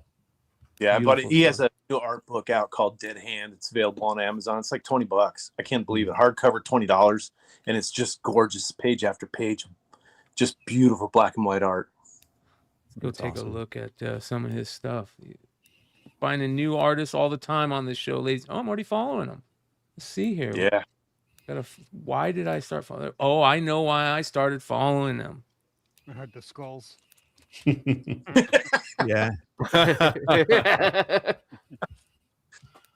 Look at this. You follow him up for Oh, next. that's cool. Those are great black and white. It's another vault book. There you go, Tim. Yeah, this cover. Beautiful. Beautiful. Yeah, that's Absolutely Nectar. gorgeous. Yep. Yeah. Look at that. Wow. He's great. Yeah. Yep. So this is interior Weapon artist X, right here. too. These are Yeah. awesome. Yeah, so the whole book looks like the covers. Wowzers. Yeah, give that a follow for sure if you haven't. I'm doing that right now. Yeah, we'll drop Hey the Tim, link. if you could go on YouTube and like this show, that would help. guys, where are we at number wise, guys? We need to get these numbers up. My Yeah, I number think one. the center. I think that center image was Estuary too, but I don't know if they were supposed to show that yet. I mean, we Not- could. Dude, We just that's did. wicked, man. Yeah. Yeah, we just did, but this is worthy of a 161 show. likes and 156 viewers. We're doing good, guys. Yeah, I mean, great somebody job, left. you guys. I did it twice. So nice, you did it twice. That is gorgeous right there. It's really haunting. So this sounds like a really fun. I shouldn't say fun, but a really cool series. I love the haunting aspect. I love the What's that? nun and Had the Johnny and- Gatlin. Which one? one's a Oh, this cool one right one. here. Yeah, Oh yeah, that's a look great at that. cover, man. Yeah, Yeah. great artist. Amazing stuff. Yeah, like I said, the whole book looks like that through and through from Man and Steve Cannon on colors. It's just gorgeous work, and I'm hoping we get another chance to work with Man again. Man was by request from Oni, from our editor Bess Perez, and just by chance we had worked a bit with Man. David and I did with Daniel Krause in Man House. We did with Chris Sheehan. We did a book called Nightfall Double Feature, and Man was doing one of the stories in there. So it was 2 stories, 64 pages per issue. So it was 2 different stories, like a double feature. And so we had seen Man's work in there, so it was really cool to get to work with him on this. Yeah. So I can't. Oh, shout out to Bess and Torma over at Oni. Like, Real. 2 awesome folks who helped put this thing together. Fucking A. Yeah. I ask this of every creator that comes on the show, and we got to ask you guys. And this is the type of stuff that I love. I collect the hell out of this type of stuff. And I know a lot of people out there do too, because we have a living list called the Beyond Wednesdays Creators First List, where we list it's the chat, the viewers, the community are putting in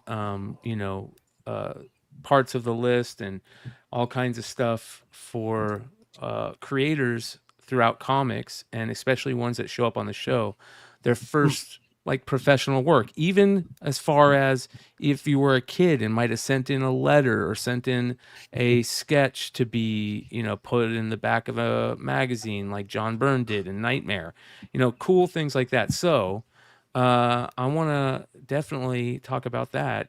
David, what is your first professional and first published, if they're not the same? Well, my Self-published, first, right? well, way that before again, that, Coach?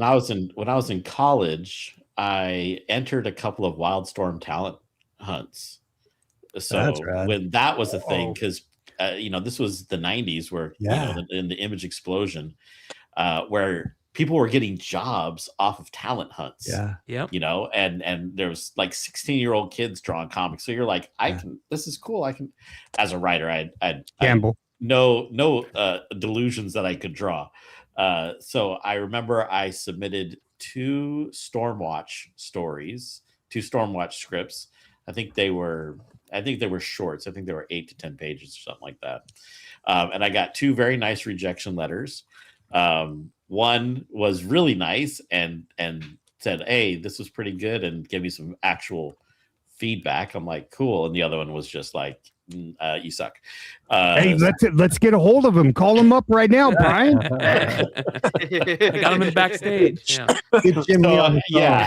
These Surprise. I don't know if I could ever. I don't know if I printed them out because they don't exist on a computer. They don't even exist on a computer floppy drive.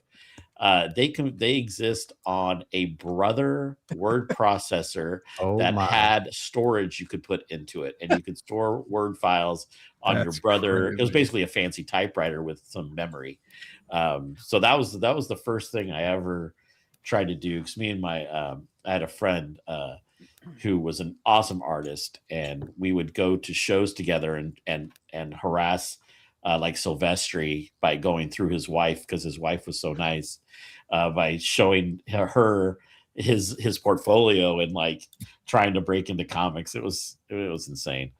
My first published, I self-published a relationship drama book. It was called Last Supper. How many that copies turned did you? into a 4-issue series. I think I printed 50 copies of it, and it took me like a year to sell. Didn't you hand number them too? Yeah, they were hand numbered. It was. Anyways, Last Supper. There's a couple of graded copies out there, by the way, because there are a couple of graded copies. I have one up here on my shelf. So that was my first self-published comic. My first published work was Resonant with Vault. Resonant Vault. We made a cake for that too. Yes, I got a first comic cake. And the best part about that too, that there's a little secret about that. There's a familial creator first in there, because I think, is that the first Ellie cover as well for the second print? Tim? Ellie Daniel, Tim's daughter did a print, did a cover for the second printing. We did a let's just do it. We did it. It was awesome. Yeah, it was great. Hey Brian, there's one more P in supper. Hey, I have that. Actually, I think I have a couple of those. That's crazy. Yeah, there was some really fun Resonance ones. We did a Ramon Villalobos variant for issue number 1. And then the second print, we did the Ellie cover. It was a second print. Let's see if I can find That's it. cool. Well, we're gonna add it in here, which we love doing. All right, Tim, you're up now, my friend. We gotta figure out your first work. Let's go. 2000. Okay, I started by. It's a long and winding road. I'll make it really short. I started by designing websites, and I designed Jinx World for Bendis. Oh yeah. And I designed so the forums he used to host. I remember Jinx World. And I designed. I helped Robert Kirkman with Kirkmania. I took over his website as well. So doing both at the same time. And I used to visit Jinx World forums every day. This is 2002, 2003. And so there was a call for on the forum, there was a call for submissions for a logo. Writer had written in, said, I've got a book, I've got a green light from Image. I just need a logo. And I was like, cool. So I quickly wrote back and I was like, hey, send it to me. Just send it to me, see what you got, right? And I had never worked in print before. I had no idea what I was doing because everything I'd done was web-based. So it turned out the writer was Nick Spencer, and he had yet to be published, and he had a book called Existence 2.0 with Jim Valentino at Shadowline. And so not only did I put the logo together, but I took all the interior art that he had and I turned it into an actual cover because he didn't really have a cover. He just didn't know it. And so I sent back the cover and the logo, and he said, we're good. This is it. This is the cover. This is the logo. And I've got 4 more books that are greenlit. Do you want to do them all? And I said, sure, I'll do them all. Yeah. And that's how I started. So it's actually the logo of Nick Spencer's Existence 2.0.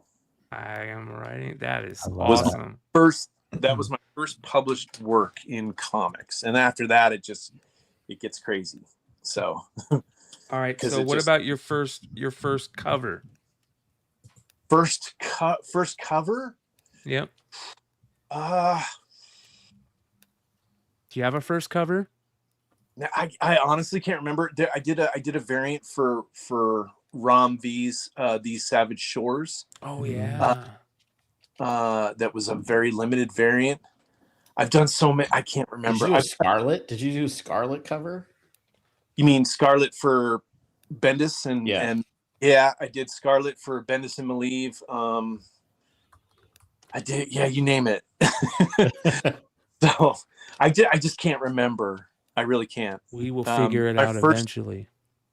My first written published work was either the Powers Encyclopedia or the Walking Dead Survival Guide, which I wrote and signed, and with oversight from Robert and Sina Grace, who was the editor at the time there.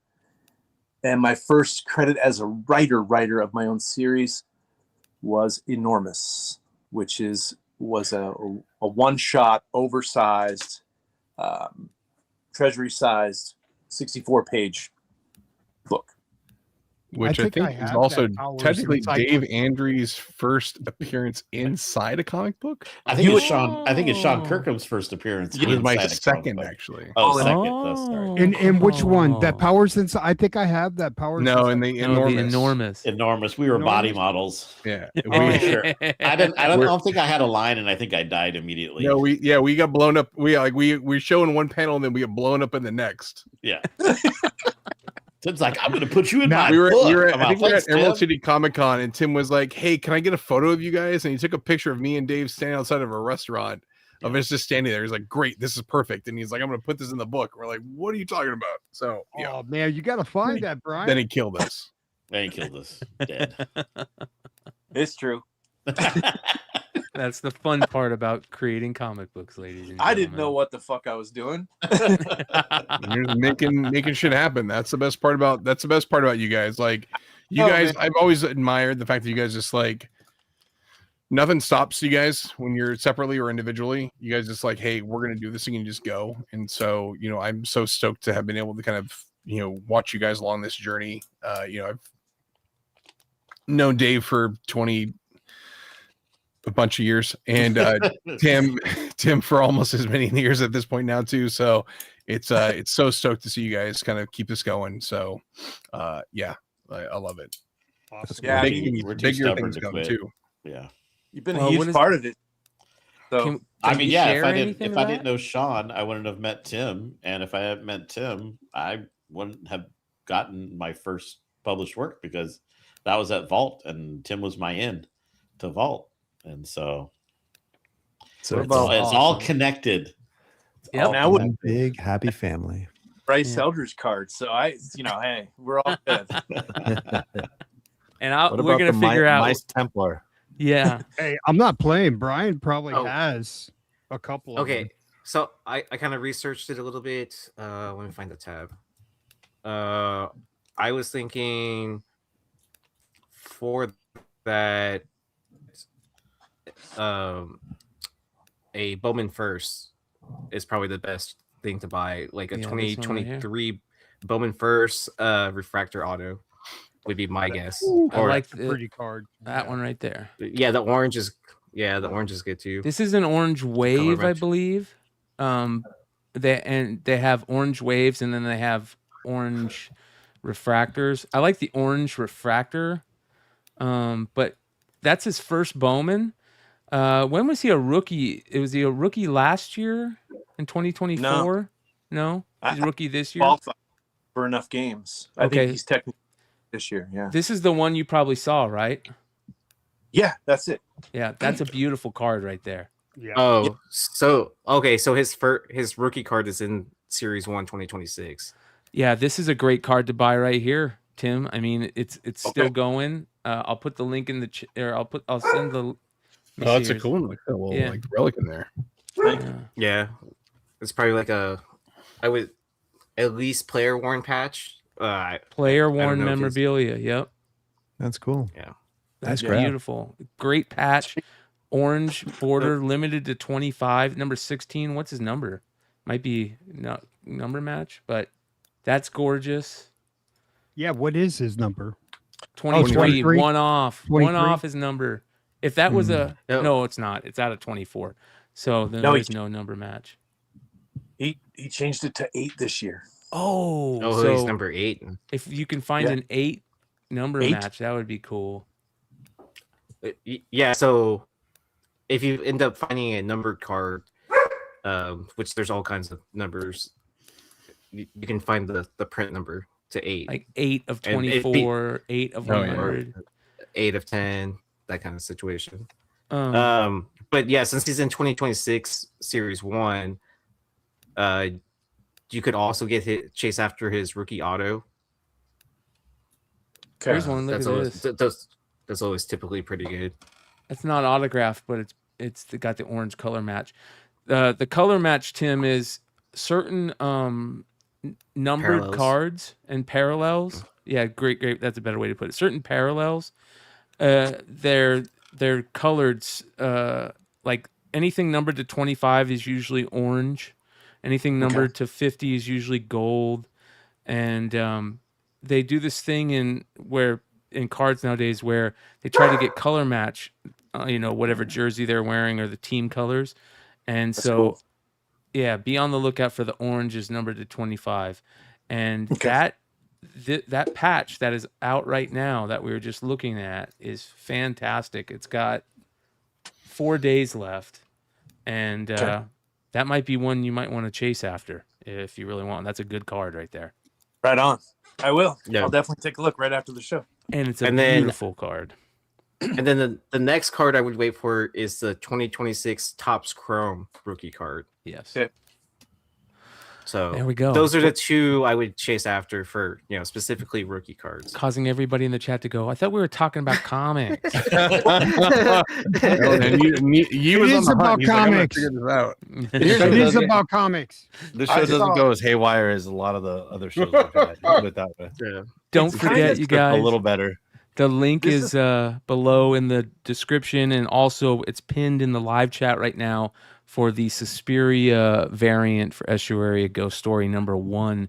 Like one Absolutely other little gorgeous. tidbit I want to say about this cover too, and this is a thing I love, but like the fact that like Suspiria sent in her sketches, here's our ideas, and Tim was like, "What if we take the rosary beads?" I want to say rosary bleeds because I'm a big Cannonball Run fan. I love Mickey Mouse. Oh yeah. But those rosary bleeds, we'll take Yeah. these rosary bleeds. But it turned it into the T on the cross, and like that's such a cool little element that you just like, oh yeah, like it just makes sense. So Agreed. Oh yeah, that's so awesome. Yeah. That's what happens when you work with art like that. You know? Yeah. Yeah. Yeah. You know, Good art Oh, begets good art. the possibilities are just like endless.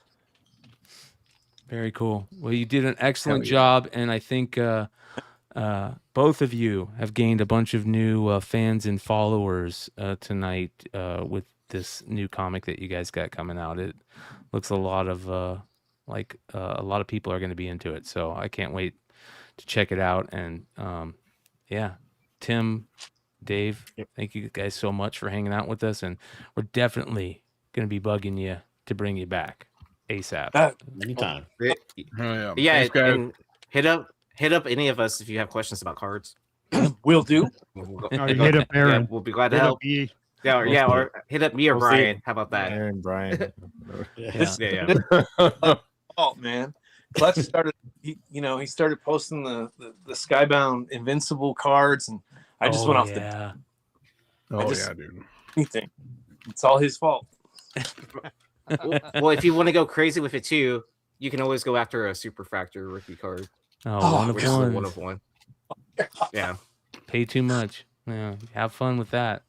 So, you guys, thanks so much for joining us tonight. We appreciate you. Thanks, and guys. Looking forward to checking everything out. We'll talk to you guys soon. Thanks so much. Right, Appreciate it. Later, guys. Thank you. That was sweet, dude. Very, very cool They're cats. good dudes, man. I love those guys. Oh, like, yeah. truly two of, like I say, like, you guys are of a very special ilk, and they're the same ilk. They're just good dudes that I will put my life and career on the line for. So yeah, that means a lot. That's something that's important, you guys. Relationships matter, and especially nowadays, it's so important to build those type of relationships where you always got somebody who's going to be in your corner, or that's willing to work with you and do stuff. And I love how one of the things that was very cool is how they talked about being creators and how creators work off of each other. They feed off of each other. And Tim was also kind of talking about that at the end there, where Suspiria is an amazing artist and she created this amazing cover art, and Tim kind of worked off of that as well. Yeah. That kind of pumped him up to do something really cool.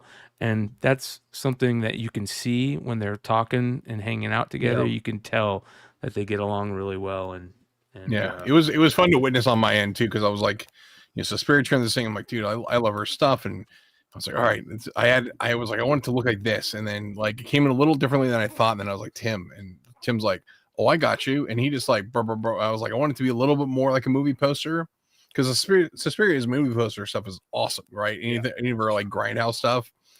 And I was like, it's a great little cool, nun mummy or young mummy skeleton thing.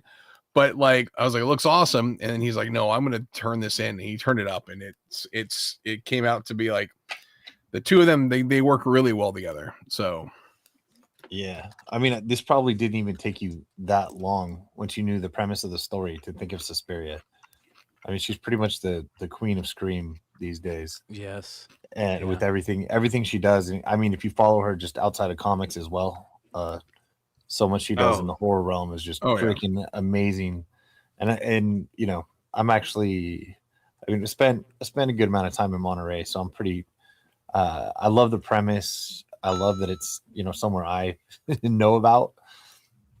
So I'm more excited about the premise of this thing than I've been on most stories like this. So 4 issues of this is going to be amazing. Yeah, dude. Hey Hood, show that Drago thing again. Rye just dropped a $2 super chat asking what was the Von Drago thing, and this is we every time Hood shows this, we it's so cool that you have to stop the show to talk about it. Look at this thing. If he dies, he dies. What is that, Hood? So this was a prop they used in Rocky IV. So if you remember when Apollo was in the swimming pool, and they were hyping up what did they call him, the Siberian Express or whatever, and then it was just a cool little visual they had in the movie, and I said, man, I wonder if they made that Sports Illustrated.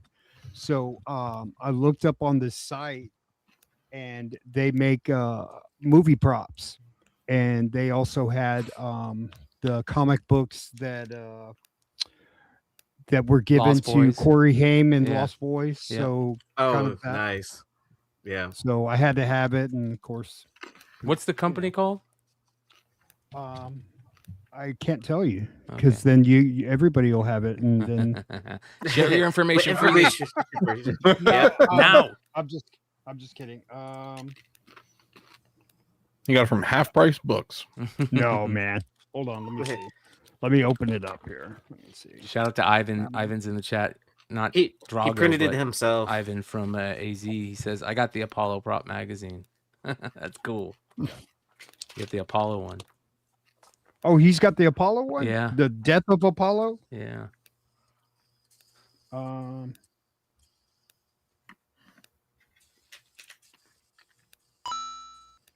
I don't know. Rice is freaking bad ass. Oh, that's crazy. It doesn't say on the letter. No, this was it says thank you for your interest. This is like a fake letter Oh, okay. from the Soviets in 1985 talking about how they are not going to sanction the match between between Drago and Rocky Balboa. Oh, that's crazy, dude. That's super cool. Yeah. I love shit So I like don't think it was official. that. Yeah. But I That did, wasn't real. Huh? Also, if you watched Rocky 1 as a kid, it ruined all boxing for you. I know. You're like, why aren't they Son of a hitting bitch, each other? we could have won another round. I got Eminem's first magazine cover, right? So, but I Did got you something guys for see that giveaway. magazine that Sports Illustrated? What that Sports Illustrated sold for? Hood that Which one? with Michael and James Worthy. I know there was one I was watching. It was like a 4.5, but it was super cheap. There was one that sold for like like $92,000 on Heritage. No, sorry, So I got- $200,000. Look at this, $229,000 for a 9.6. Oh my god. Yeah, a PSA graded 9.6 sold for $230,000. That's insane.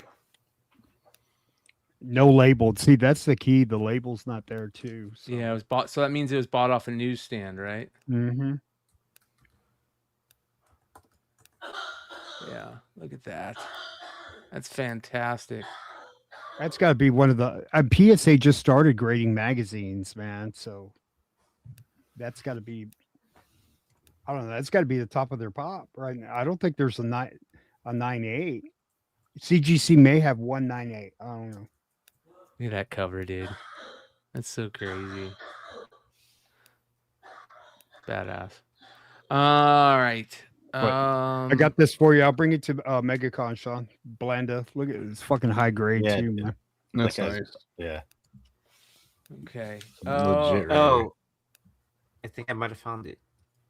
Oh no, never mind. Chrissy Brinkley. Mama. The first mama. My first crush. Holiday Road. I got so many tabs up. It's unreal. Oh dang! I thought I found it. What? There was like an Etsy shop that used to sell it called movie prop corn. On Etsy shop? Yeah, Did you but I'm guys guessing. see my Babe Ruth? Baby magazine? Ruth? Ruth? Chocolate. Where is it? Baby Ruth? Here it is. So look at this. This is from 1922. Somebody hole punched it, but it's Hell yeah. Babe Ruth, Yankees. That's freaking insane. That's killer. Complete. Is that Yeah. the whole? That's the whole mag. No, that's the cover. Okay. That's it. So I'm looking for the inside of the magazine. Hopefully I can find it so I can complete it. But I bought it for next to nothing and then I pressed it and look how good it came out. That is Nice. beautiful. Yeah, that's an easy purchase. Well, Yeah. depending. on Was there price, any but- flocking on that one? No flocking, no water stains. So when are you going to add Babe Ruth's autograph to it? Look at that one. Float like a butterfly, sting like a bee. Flocking is when you Or foxing? tra- Sorry. Oxen. Oh yeah. no, flocking is when you have a trade in place and you pull it back. Oh yeah, That's called maxing. yeah. You're maxing that one. It's It's a new called maxing. the flock of ravens, man. They were like, "Wait a minute, we gave up 2 first rounders? Nah, no. There's something wrong with this knee, dude." I- They're like, nah. I will say, they said I will say Hendrickson Steelers was there fan, I'm making it very weird. happy that happened because they ended up just taking Hendrickson over from the Bengals to there. So it's like one last badass in the league. So good. Oh, before we move on to the next topic, I want to give a big shout out to Music Pub. I met up with him in Houston. We had a couple of drinks at a bar, and then he was in town because he reps a bunch of bands and stuff like that. So one of the bands he reps is playing the rodeo. So I don't want to say, I don't want to put out all his business out there. We are just texting, and he's sending me videos from the Creed concert he was at tonight. Okay, So, there you go. That's who he we reps. said 70,000 people in one place singing "Higher" is incredible. So higher.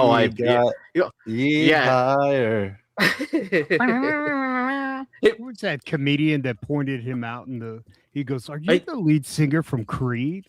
And he goes, "Bro, I forgot what's his fucking name, dude. He's an Italian comedian." And Sebastian Maniscalco. There you go. Hey. Yeah, and Nice. he pointed him out and he goes, "Man," he goes, "I used to listen to you," and it was hysterical, man. Bookie's Dude, that Creed record was a bomb, dude. That summer, that thing was everywhere, dude. Oh yeah. Yeah. I was too cool to be into Creed.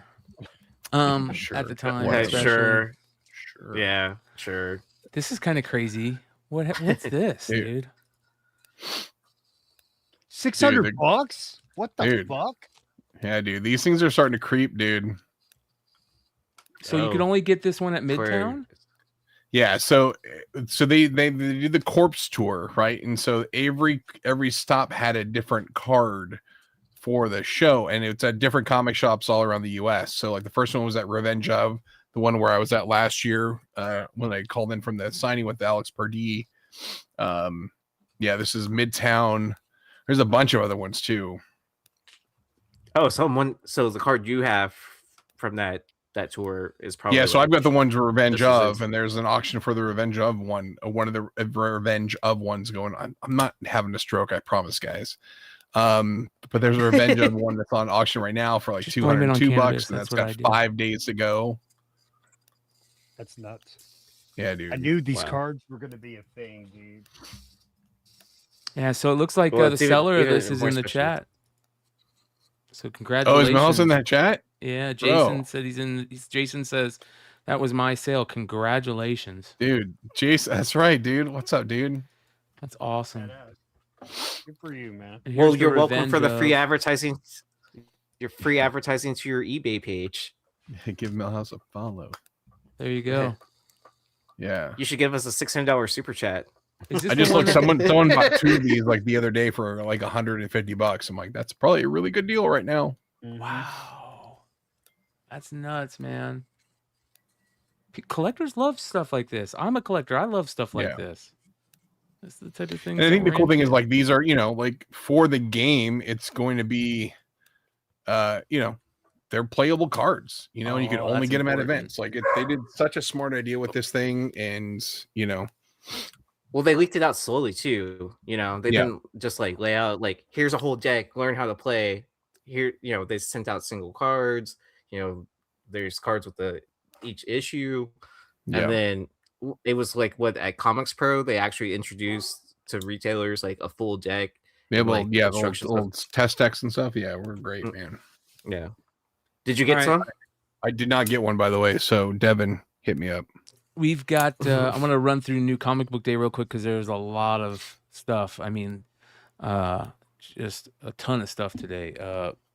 You start seeing these Invincible covers. I know they're selling a lot of these things are selling pretty well.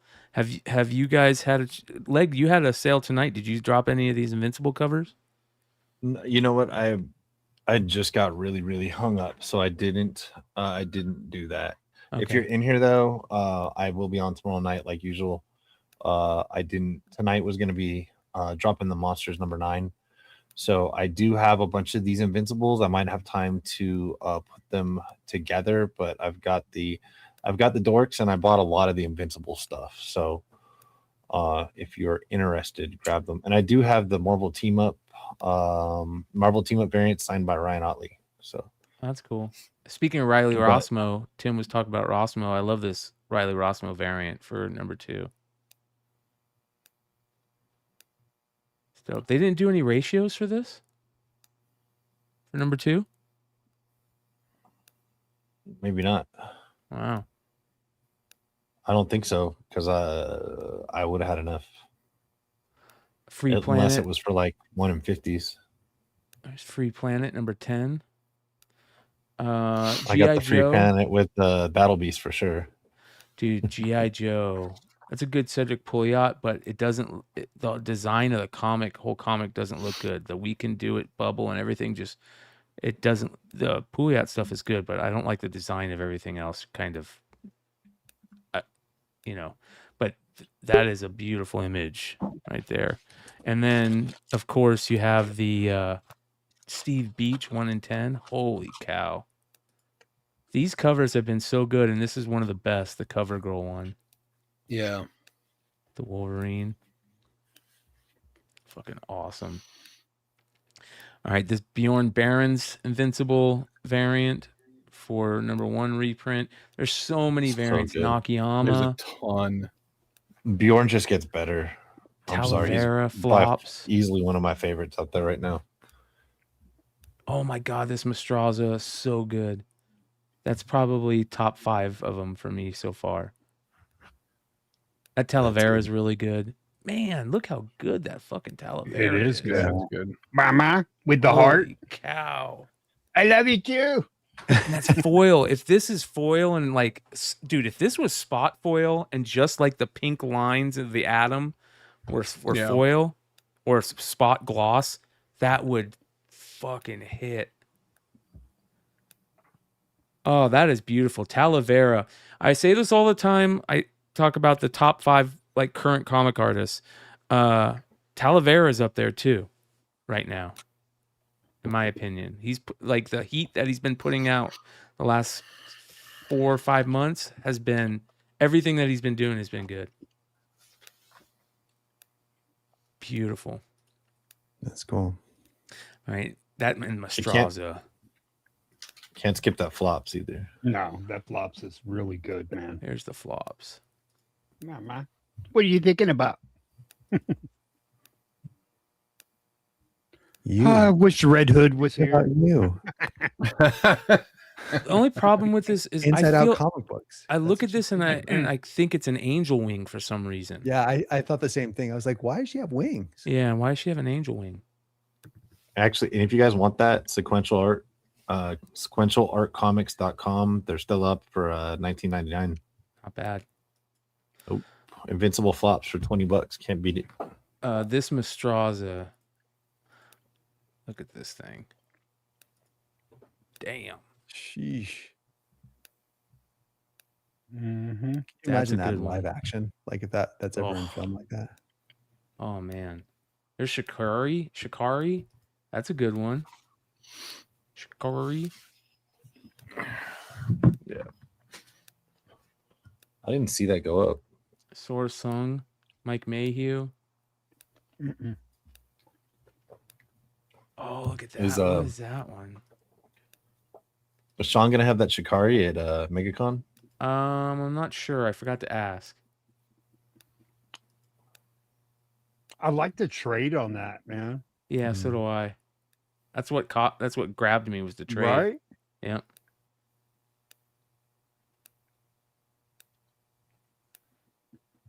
Sean, you got your ticking going again. There's some ticking going on in Monsters number 9 today. Oh yeah, we're gonna definitely. You guys can read get it for into that. yourselves. Yeah. The seas. Okay, here we go. Tigress Island. Now, there was a few weeks ago, or not a few. Maybe, I don't know how long ago it was, but we saw this on solicits, and I remember specifically talking about this cover first. This EPHK cover, thinking that's going to be a hit. And then this one is fucking awesome. Mm-hmm. The Vecchio. Oh, look at this. Come on. What's going on here? It won't let me make it big. But that's a good one. Hey. And this is going to be a second print. So this Tiger's Island is going to be a big book. I don't know what it's selling for now. Is it still selling for a lot? It was selling for like, everything was like 15 to 20. Yeah. So it looks like it's still doing decent. Let's take a look here. I didn't mean to show that. Tiger's Island.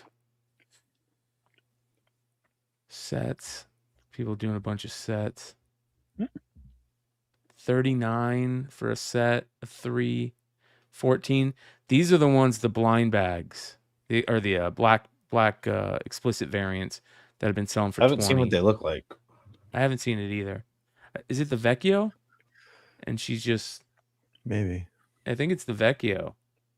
And it's nude. Could be wrong, though. Yeah, not safe for work poly bag. So the Vecchio is the nude one, this one. Oh, I didn't mean to do that. All right, there we go.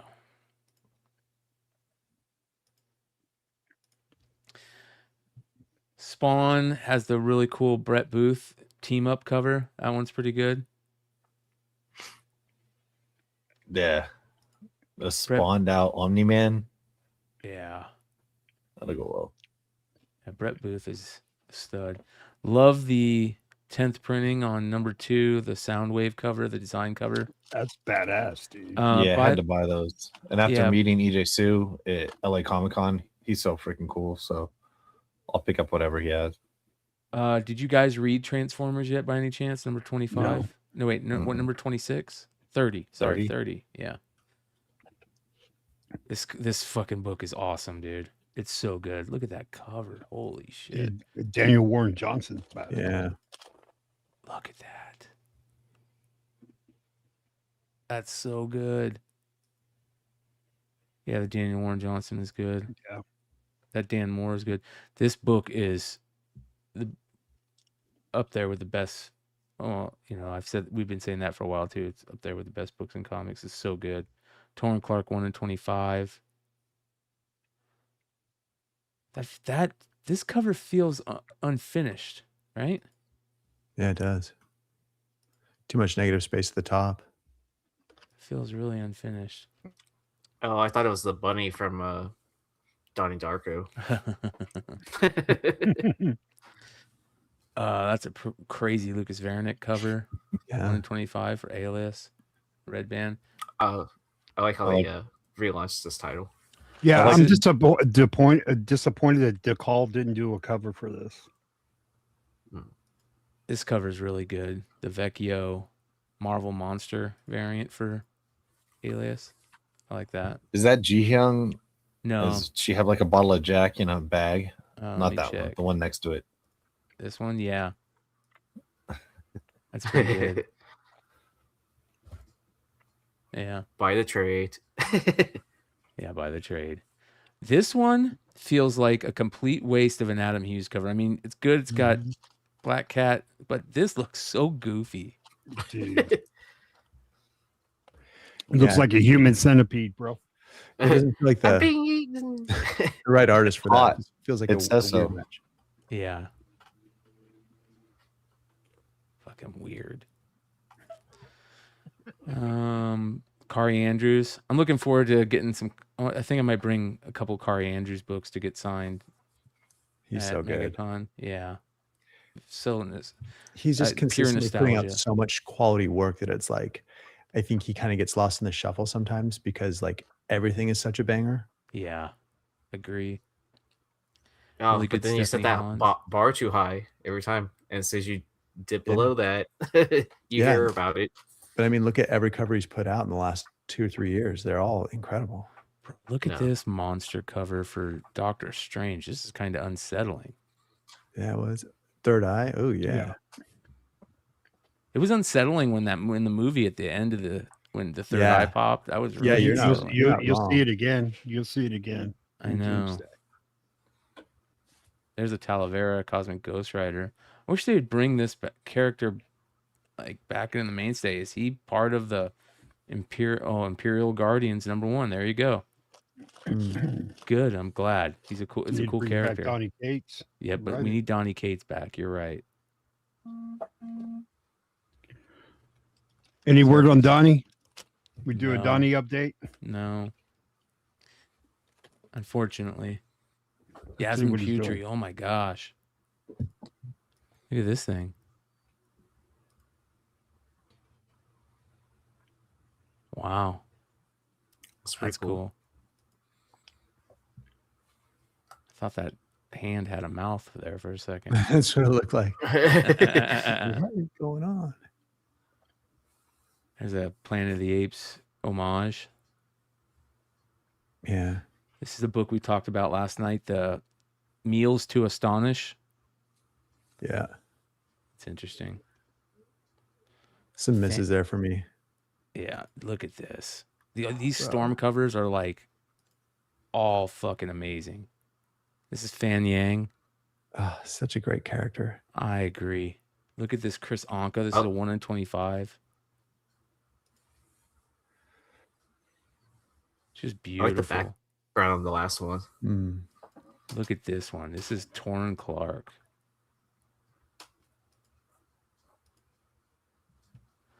Wow. Mommy. Look at that costume design too, man. Like Cochran was just so on point. Yeah. Yeah, I agree. They're doing good stuff with her. Look at this 1 in 25. That's too bad it's a character it is, but this is a very beautiful cover. Yeah. Just a Kind of looks a little like Perot. A little. yeah. Maybe a little Middleton, maybe. Yeah, I can see it. Yeah. I like these Cabello covers. Cabello did these connecting covers that are so Yeah. fucking good. Just a waste of a character, though. That's Death Spiral character is cool. All right, look at this fucking art germ. Oh my gosh. Yeah, that's rad. Gosh. Put a spell on you. Kansas City Comic Con is where this is coming from. Interesting. Yeah. Kansas City. He must be there then. Art germ? I doubt it. I don't know. He's got that thing where you buy in and then everybody votes where he's gonna go or something Really? like that. I didn't Well, know that. isn't that I don't Scotty remember. Young's out in Kansas City, right? It's like that's his home Yeah. show. I think Yeah. so. Still the best food I think I've ever had. You like to eat? Kansas City? Yeah, Kansas barbecue. the best. Okay. No. No, really? I keep on hearing that. Love it. You're like the Mike, you second need to person come to with the- Texas, bro. I have to have sweet yeah, barbecue. I'm so used to Texas barbecue. I'm, gotta- I'm a big fan of that Kansas City barbecue. Love Has it. Kansas City got sweet barbecue? It wasn't as saucy when we went there. I don't like the mustard. Just add barbecue. sugar to barbecue sauce, and you've got Kansas City barbecue sauce. I'm in. Oh, it's so good. Brown sugar. Yep. There's a Phoenix variant. Look at this Derek Chew. That's a good Derek Chew. Yeah. This is. I love Godtail, but oh my god, I love Emma Frost, but this is rough. I cannot look at that 9 Five head. Bro, Yeah. that's a 4 head, bro. It's a 10 head, bro. It's like that. That's a Kristen Wiig helmet. character on Eyebrows Saturday are Live. But the eyebrows are super small too. She's a Yeah. Klingon, bro. Hey, dude, come on, bro. Klingon, yeah. Somebody was, it looks pretty good, man. Yeah, go with it. Like, because you're not going to tell them that it's a bad cover, right? Yeah, that's the problem. fire. Yeah. Or is this a colorist problem on this? No. I mean, the colors no. could fix a little, but there's many people who had to get to that point. Hey, have him do a remark. Can you add some more hair on the forehead? Do a remark on the forehead. He should sign it on the forehead. Looks like we're not going to have Godtail on tonight, guys. Hey, I think artists should be okay with, a little criticism. Yeah. A little criticism. Art's subjective. And we showed Well, no, he Gartel a left- ton of love. He left space for the trade dress. That's what it was. I like Right? that magic cover. I always like any magic cover though. Linsner. It's hard to do it wrong. Is he going to be at Megacon? Linsner? Godtail? I don't know. Hey, fuck you, Hood. Yeah, I think so. I think he is. I Yeah. heard what you said. Get him to sign the Something's Killing the Children books. Look at that, Ben Oliver. He's like, Oh my y'all are not allowed gosh. for what you last said about my last. Yeah, Ladies and we saw gentlemen, this, KRS dude. Comics. Yeah. Dude, that is Nice. unbelievably good. It's a cool Mhm. piece. KRS Comics think- continues to just kill it. I think they're sharing a booth with Comic Mint at Megacon. Yes. Is Jose gonna I don't think be they're there? going. Is Yeah, Chris they're gonna not be going. there? Harris isn't gonna. They There's- aren't gonna be there? There's representatives, but Comic Yeah. Mint has a booth. Damn. Oh, is that what? Okay. I gotta They give finally Chris, I said. gotta give Chris a That book call. is I owe beautiful, him man. a call. I I think love Chris this is gonna one. be there. Chris is gonna who's be there? going? I believe so. Yes. Oh, good. Okay, cool. Sweet. Look at this Chainsaw Man homage. Doesn't that sell Glow for in like the dark. $900 already? How much? Like $900 Yeah, 'cause there's like only 1,000 of them. No way. $900 for 1,000 print run variant. It's something. There's something 800 or something. Yeah. Or maybe I mean- maybe he sold it signed on his like that. I mean, it can- sold can for you like re- 800 or 900. It might have been on like 300. his eBay live. Dark glow in the dark. I 345. think him signing it live was like $850 or $900. 289. Oh my People god. need to stop.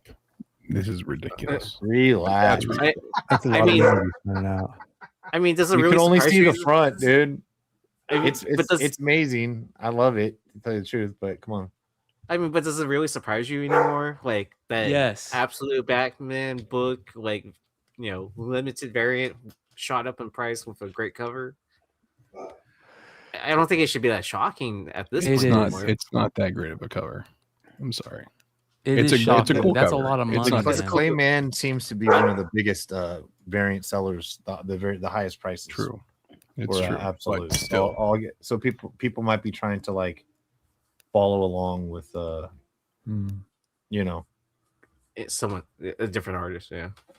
yeah, just like, oh, that's the next one to hit. Like, I mean, like any of the Quintanas absolutes that hit, people are just gonna try to strike gold again. Yeah. You know? I think as long as people are buying it because they really want it for themselves, if they think they're going to make money on it, I think that's a different conversation, you know? Right. You don't buy in that high, bro. No. I'm buying the Quintanas when he draws a face. This one wasn't even signed and it sold for $350. Yeah, none of these are. Wow. No, these ones. This one is $345. Signed pre-sale. Pre-sale. March 6th, dude. That sold like a week ago. Oh, they're all Yeah. pre-sale, right? Yeah. Yeah, I think he must have yeah, it was his live or something. I saw the screenshots. It would take too long to find it. I didn't save them. I don't know what Discord it was in. Jesus, dude. That's a little much. I'd buy the Ben Oliver before I buy that. I like the Ben Oliver's Shelby. doing some of my favorite Ooh, I stuff. like that Easily. KRS again, dude. KRS looks good right there. Yeah. Yeah, that Oh, Pearl. that's Terrell. Is this full? Go on right now. Go to KRS Comics. That's still up right now. Not the foil, but the That's pretty. the card stock. Which, come on, who cares? Yeah, that's cool. We got to show some love to KRS Comics. I went shopping there today. They are, Nice. in my Ooh, opinion, that dropped top the 10 glow in the dark retailers on in that the Rafa game. sold out too fast for me. Yeah. I'm sad. I liked it though. All right, look at this. This cover was so good. This is one of the best Absolute Batman 19s. Glow in the Sheesh. dark. Yep, $20 right now. Wow. And then they're speaking of Absolute Batman 19s. I want to talk about a couple of those. So obviously the Marks is fucking just fantastic. Let me grab that. I mean, look how good that looks in glow in the dark. That's cool. Yeah. Oh, that's sick. Wow. Did you guys see that there's another cover with the exact same premise of that cover? No. What do you For the mean? same issue. Of which one? There's another book that has the same like open mouth scarecrow with him inside. Oh no, really? I did. Really? Yeah. Ruh-roh. But why would DC allow that? Great question. Cha-ching. Because someone's paying for it. Like Yeah. Cha-ching. Oh. Well, they're also too. You gotta imagine too at this point with what they're doing with variants, like the floodgates have opened. You know, they're just like, F it, let's go. Let's make And them so I mean, the editorial team's got to be like, hey, we can't watch every single one that they come in, and you know, and artists and all the artists when they do the DC covers, they work, you know, in a silo basically. So they're not talking to, you know, they're only talking to the editors. They're not talking to the stores or whatever. So like, no one knows what is going on, I would assume. Gotcha. So get two ideas that look exactly alike. Cover price doesn't have any of the variants. It doesn't look like. Yeah. I'll see if I can find it. I'll put it in the chat when I find it. Okay. I love Lobos's. It's really good. Yeah. Yeah. And then Mark's is just If fantastic. you want that, go to hivecomics.com. Yep. Hivecomics.com. You for the can get the Lobos. trade of the Lobos for $14.99. Wow, dude. Oh, that's dope. Yeah. You don't have to pay $65. You get the first Lobos Absolute Batman for $15. You get the set for $60. All three of them. Again, for Absolute Batman, the set for $60. As a matter of fact, look at that. Hive Comics just dropped a $20 super chat. He said, "Did somebody say Absolute Batman 19?" And we just dropped the link. He didn't pay me to say that. You can bring me a copy, dude, but he didn't pay me to say that. $14.99 right there. Hey James, you still need to hit me up and let me know if you need any more books. So shout out to Hive Comics, KRS Comics, doing great things. Where was the other KRS comic that we were just talking about? Oh, I love this Mark Brooks. Look how good this Mark Brooks is, dude. Right. Oh, You can get that FOC, I think, though. oh Skulls. my gosh, yes, sir. Bud. Or was it? Yeah. Damn, look at all these. Oh, mama. That Mark Brooks is so Mayhew. good. That's just an evergreen. Like, that's something that I would buy like a lot of and Like, put them in yeah, a box 20 of. and just Yeah. bleed them out for auctions over the years. People who didn't get it be like, oh, I missed that. I'd love to have that. So this And is one Tyler of the Kirkham. this book right here, this Kirkham.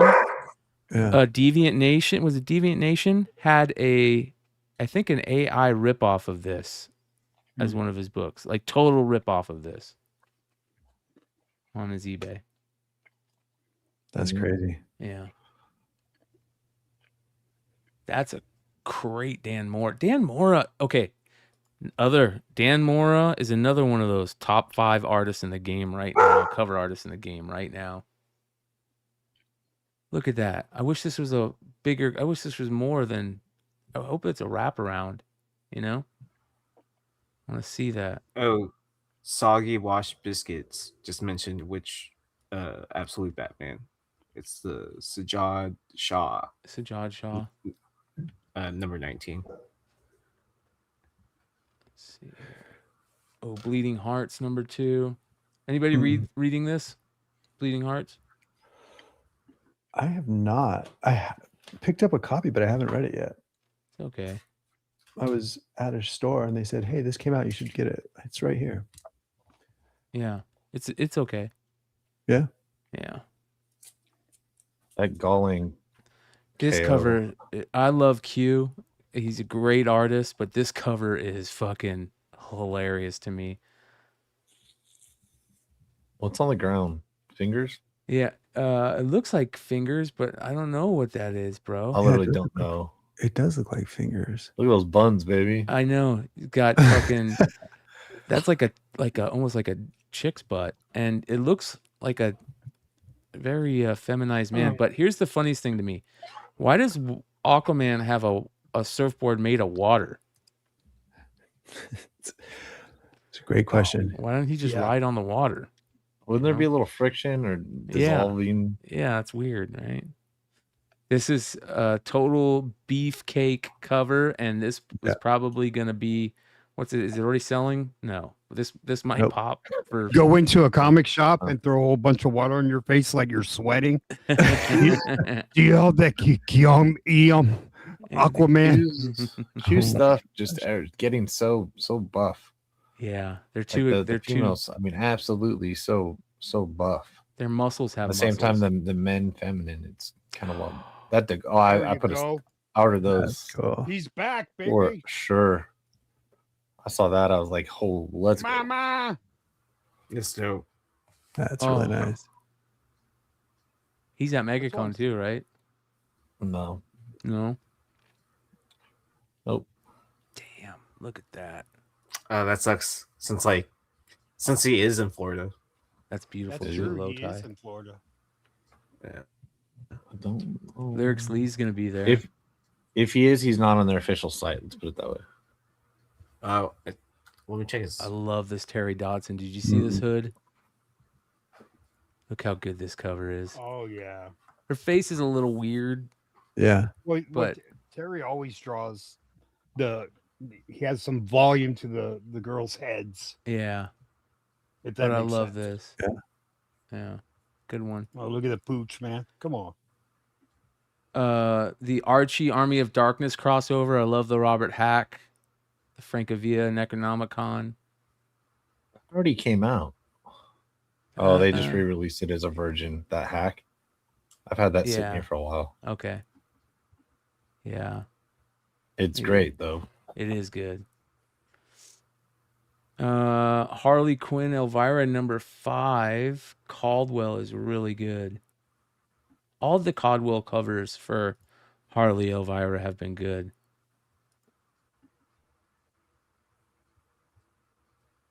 Oh, they've been the best actually. Linsner. I That's a good mean, one. That's pretty no Sveta #1, but other than that, Yeah. The Sedgwick is crazy. Sedgwick does a crazy faced Red Sonja. She looks like she's a fucking nut, like psychologically crazy, you know. and there was one with just a version of her face that was a little bit softer, and wow, I went on that too. I think Chad Yeah. Harden's got a nice one out this week too. This one right here. And Greg Land. I like the Harden. I like the Greg Land too. The sword in the back. This is the Ito at Dynamite Ito. store. Wow, that looks Yep. good. Speaking of Ito, ladies and gentlemen, the Edo ThunderCats #24, the Beyond Wednesdays curated exclusive variant, is available over at dynamite.com and dynamicforces.com. If you go to Dynamic Forces to buy it, you can get use the code word Wednesdays and get 10% off. So let me drop the link for you guys. Yeah. Thanks to Nikki B there. Yeah. There you guys go. Use the promo code Wednesdays at dynamicforce.com. Get 10% off. And there's only I think 100 available for pre-sale. The rest will be available at Megacon. We'll be doing an eBay live sale and a whatnot sale, and we'll have spot foils and a couple medals available as well during those sales. But at the website, there's only 100 pre-sale available for you guys in the live chat, and you get a set for $35, which is really nice. You get a virgin and the trade, $35. All right. But that Sonya is fucking really good. Yeah, that's cool. And I think that's over at Dynamic Forces too, right? Is that over there? It might be Got a there little too. Electro vibe to me on that Yeah. one. Yeah, it does. If you see the red zone, yeah, here it is right here. You can use the promo code to get this one too. Look at that. Oof. So use the promo code Beyond, or use the promo code Wednesdays to pick up this one too. $35 for a set of that. Wow, not bad. Double Ito. Yeah, multiple Itos. Ito's just flying right now. Is Ito coming over for any cons? Do you have any idea? Collector Yeah. Summit. Oh yeah, you told me that. Ooh, look at this Sozamaika. I missed that too. Yeah. Good Lord. limited to 400. This is gonna be a monster. Mama! Yes. KRS again. What the fuck? She's back. Crushing. There's the Sejic. Mm. Virgin. Shikari did one. That's okay. It's not the best Shikari. I like this Stuart Sager. This Sager is fantastic. Stuart Sager is another one of the very underrated comic cover artists right now. Yeah, that looks really good actually. This Love right the here hair. should have Yeah, been good right pop of here. color. Why is Yep. this down? This should have been right here. Yep. Well, the That's a trade mistake. shouldn't have been Nick. purple. It should have been red like the hair, right? Or Well, no? It should have been a little bigger. Look how much space there is around here. Like that. This Should've whole been zoomed out. design looks. I still terrible. bought it, dude. I love Sager. Yeah, it's a great cover, but this cover could have been so much better if they would have. I don't know about the horse, man. He could have done better. No, I'm just playing. That's not going to work. Close that. Let's close No, that. don't close All right. that. I'm still reading Space Ghost. It's decent. Shout out to David Pepos. Space Ghost. Thundar. That one's already been out. That Baldari is a virgin. The Exorcism at Buckingham Palace. So this is the new follow-on from the Exorcism at 1600 Penn, right? This looks interesting. Vanessa Del Rey cover. That's kind of creepy. And Quiet Place, Dave Johnson, Suspiria. This is an IDW web store exclusive, limited to 500. Sonic 85. It's got a 1 in 15. This is a lacking Natalie Fordrin that won't sell that well. But look at this. Star There Trek you go. continuing to put That's out cool. really Galaga? fucking right. How cool Or was that? Space dude? Invaders. Space Invaders, At- yeah. Specific, yeah. That's good, dude. It's really good. You guys should check it out. Have you bought any Star Trek books? No, but I I have. would buy those. I'd buy that one. That one's cool. Star Trek They've had some badass covers. Yeah, they do pretty well too. Ooh, look at this Inuk Lee Turtles cover. 1 in 50. This is gonna be a monster. Who's that character? I don't know. Wow, Is that a new Turtles character? that's badass looking. Yeah, that does look cool. Inuk Lee. Is that the story that Jason Aaron's writing? Great question. No, it's not. Gene Yang is writing it. No.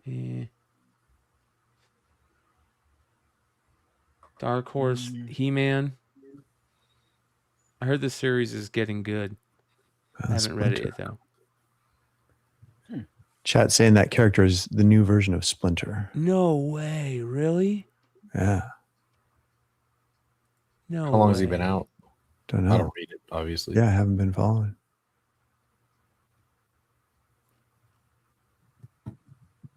That is weird, if that's the case. All right. There was that one. Oh yeah, the Usagi Yojimbo Kaido 84. Look at how cool this Jim Rugg cover is.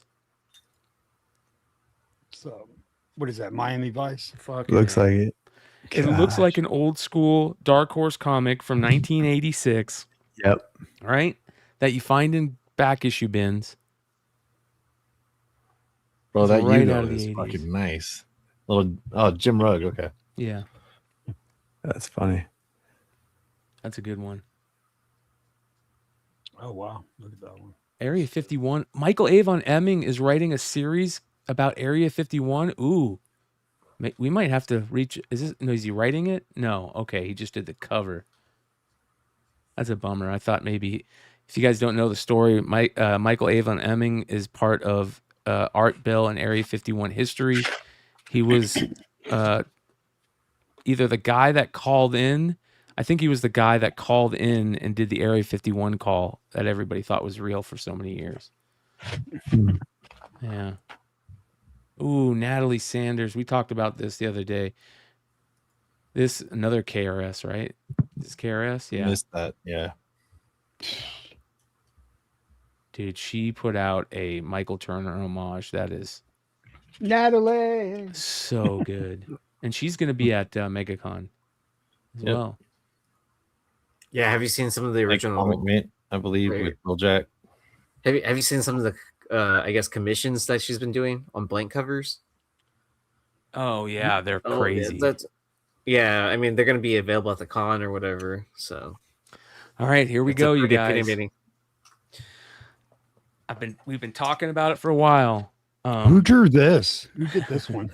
Have you guys read it yet? Has you guys had a chance to read this one? I have not. Read it Waited today. Waited till release day. Oh my gosh, it is so good, right? It's good. I want the recording. Yeah, you want to hear what Mad Hatter sounds like? You want the jailhouse? No, I want to know what John thinks the Mad Hatter sounds like. Where is John? He had me voicing. I don't know. He just texted us. He had me voicing the Hatter in different voices in my living room, and I was like, "Am I crazy?" Yes. Hey, somebody asked, and I never thought of this. I didn't open my 3D ones. It's just the cover that's 3D, right? Yeah, I think so. Okay. Yeah, I didn't. So yeah, that one comes with the 3D glasses, and I just it's they're sealed. So I didn't open the sealed one to read it. That'd be cool if it is in the inside. I feel like we know that unholy one, bro. That unholy one. Are you fucking kidding me, dude? Yeah, that book. That book that is soft. It's that is soft stuff amazing, cover. Night I of don't the know Living the Dead. texture on it. Yeah, the texture on it's almost like the spot style. Just the cover, Mark says. Yeah, so that thing in your hand, that's one like if you get that 1 in 50, especially if you have an account or something like that, right in a bag and board. Yeah. That clown cover is going to be a big book. Obviously the Unholy one's going to be a big book. That A cover is so good too. All these covers are going to be big. I bet you the 3D cover will be the least selling out of all of them, but I could be wrong. And the clown is the least printed. Yes. The clowns. Okay. It's got the print run in the back, but they're all at my house. This book is so good, you guys. Like everybody that's read it has said the same thing. It's when you're reading it, and this kind of like starts a new chapter of the Mark Spears Monsters mythos and universe, right? You're getting deeper into the tale, and you're starting to learn more about some of these characters that we've seen. And Hatter is such a cool character, and you really find that out in this book. And there's moments where even that's what we're talking about, where Hatter's talking, and you have this voice in your head of what he sounds like and how he's saying it. And John said he was gonna try and replicate the voice that he hears in his head and send. I hear the Emperor, dude. Really? That's who I hear. Yeah. I think more like John Malkovich. You know what I mean? That's kind of who I think. Like, how about the Unholy one? Who does he sound like? A Pinhead. Yeah. That's kind of Mama. Fucking scary, whatever it is. Can you imagine if Mad Hatter sounded like that? Mama. Shout out to MJ. MJ Comics is in the chat. Good to see you, bro. What's up, MJ? Here we go. Mark, this is a good one. Mark says, in my head, Hatter sounds like Martin Short. But he's British, right? Or is he not? I don't know. That's a great question. Is he? He talks about his tea and crumpets and shit. Yeah. That's just because he's the Hatter. But that's Alice in Wonderland tea and crumpets, right? Right. Yeah. The tea. But just he could be. Hey, dude, he could be like Ed Grimley. Does he sound like Ed Grimley? I want to hear John do British Martin Short. That's all I ask for in life. Okay. Amazing. And with a little manic rolled in there. When I see Unholy, he said I think yes. of like Martin Short English accent. I got it. See, told you guys. Who do you say, Mike?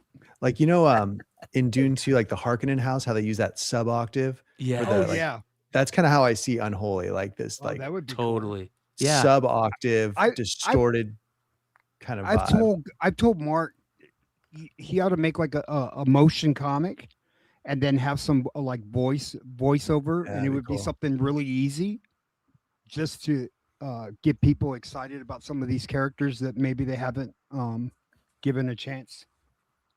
I think that is perfect example of what the Unholy One should sound like. Like, yeah, he has like a mechanical almost thing to him, you know, almost like a dubstep kind of weird overdriven sub. You know, I'd love to see. It'd be fun to do like a side by side, or like a recorded version of the comic as like a walkthrough. You know what I mean? So you could actually line it up almost like a podcast, but as you're flipping through pages, you could have like voice actors doing some of that stuff. It'd be really cool. What about Lady Dracula? How do you think she sounds?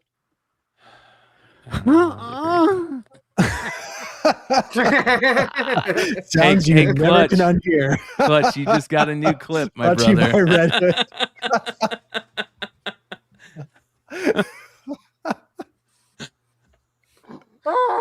Look at Clutch. I had to look it up. That's going in the archive. I'm sorry. Oh, congrats. The soundboard grows, guys. It grows. Stop it! Don't stop. There's a Vampirella film from straight to video from 1996. Oh, there you go. So Mark says that the Clowns cover, only 8,700 copies ordered, the lowest of the open ordered ones. Okay. So, Mark's man. crying. Yeah, I You're think just welcome. because it defaults to A, store default to A, then it defaults to boobs, and then it's like, okay, we've spent a lot on those. Yeah, let's go down. All right, 3D's pretty great, clowns are pretty great. So yeah, there's no Mark, losers. No one knows, tears. MJ. No one knows. Nick says, I just jumped in. What about a terrible Vampirella film? There- What was it? An old cartoon? Straight to or- video. Straight to video? No, it's straight here. Look in the private chat. He's like, hold up. Oh Give me yeah, 2 here we seconds. go. Amazing. Okay, we gotta play this. Here we go. This is amazing. Let's rock, bro. Yeah, I don't know if there's too many people out. Right, listening to this. subtitles. Oh wait, hold on. I gotta open this in YouTube. Wow, this is like a real thing. It is, dude. Yeah, Dude, this is the whole movie is on. Is the whole Yes, movie? dude. They dropped a whole bunch of movies. The on whole YouTube, man. movie is on. Okay, we just gotta find the trailer for this. Is there a trailer? It'd probably just be easier to find the scene with her in it, right? All right, here we go. Yeah. Roger Corman. That's all you need to know. oh yeah. That's more than I needed to know. The galaxy far away. Always In among a galaxy away. far away. What? Not far, far away, but I've far away. heard of that. That was New Concord. in a galaxy far away. Always among us. Our wicked aberrations. In a world of perfect harmony. In a world. Not content In a with plenty world. of civilization. Why you turn on the brother? A cold-blooded killer will put an end to it all and shatter a young woman's life forever. I know that you don't approve. Looks like softcore porn. Is that Gina Carano? No, but She's she traveling played- across she time. came out- UFC fighter? No, She was in Mortal Kombat. Remember? that's right. Yes. Oh, interesting. Gina Gershon? Yeah. No, her. No, she was Gina Quintana, right? Carano's in Yeah, the Oh UFC. yeah, she was Katana. Yeah. Katana wins. Nick says, stop. Watch the first 5 minutes. Now she's traveling across time to a new world and a murderer over 300,000 years old. Was that the dude from The Who? Is that Roger Daltrey? Yeah. It looks like Daltrey, dude. It That's is. crazy. That is. 100,000 Oh my years God. old.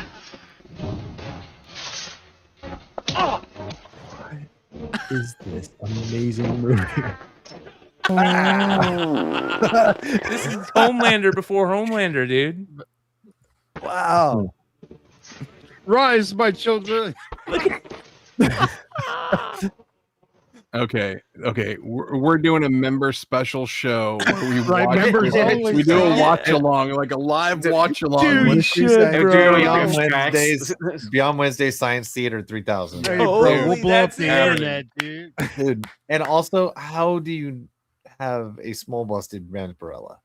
I know, yeah. Yeah, we're gonna invite Nick to come hang out with Vampirella us. without cleavage is not Vampirella.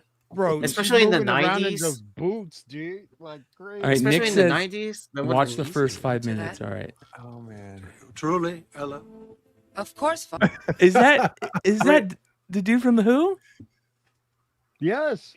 Yes. Oh, dude, check it out. It's a vampire that doesn't die in the sun. Nick said they were paid to act terrible. Oh, yeah, I'll bet. Mission accomplished. You get a bonus. It's beautiful. It's a print. This is a It special looked like a cast of Nerf. 96 convention. Didn't that look like a Nerf gun, dude? It is a Nerf gun, dude. Take out the Vampirella logo. The whole movie. I guarantee nobody was hurt in this In the filming of this film. Yeah.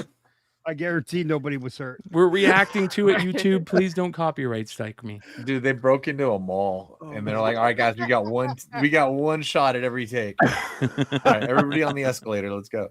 I mean, when Nick Marucci demands you to watch it, You have to. in the right? chat. Oh man. Yeah. Okay, this Crownsville cover by Jason Sean Alexander is haunting as fuck, bro. Yeah. That is creepy. Oh man, is that creepy? Great job by Sean Alexander. High Strangeness. That's a cool High Strangeness cover right there. Night, Nikki. Good to see you, bud. Hell yeah. Appreciate you, Nick. By the way, Nick, great job on the Ito book. looks Thank good. you so much, man. We appreciate you. All right, let's see here. Oh, Ignition Press. Here's the other half.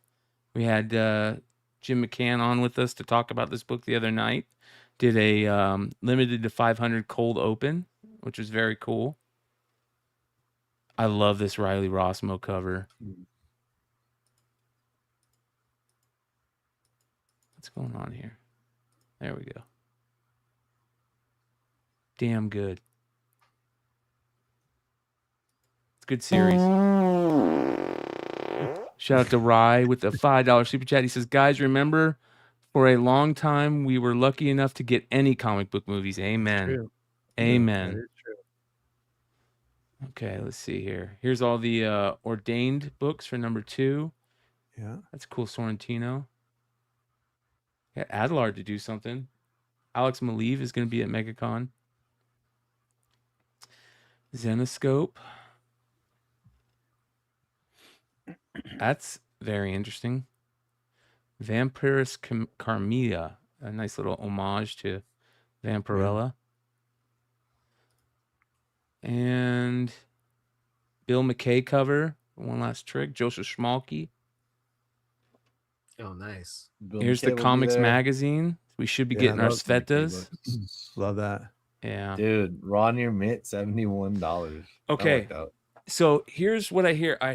I believe Adam said that they are gonna try and replicate Wizard.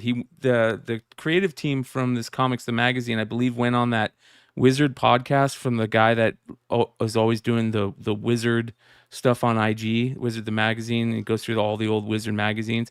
They went on his podcast. I haven't checked it out yet, but I'm gonna hopefully check it out here soon.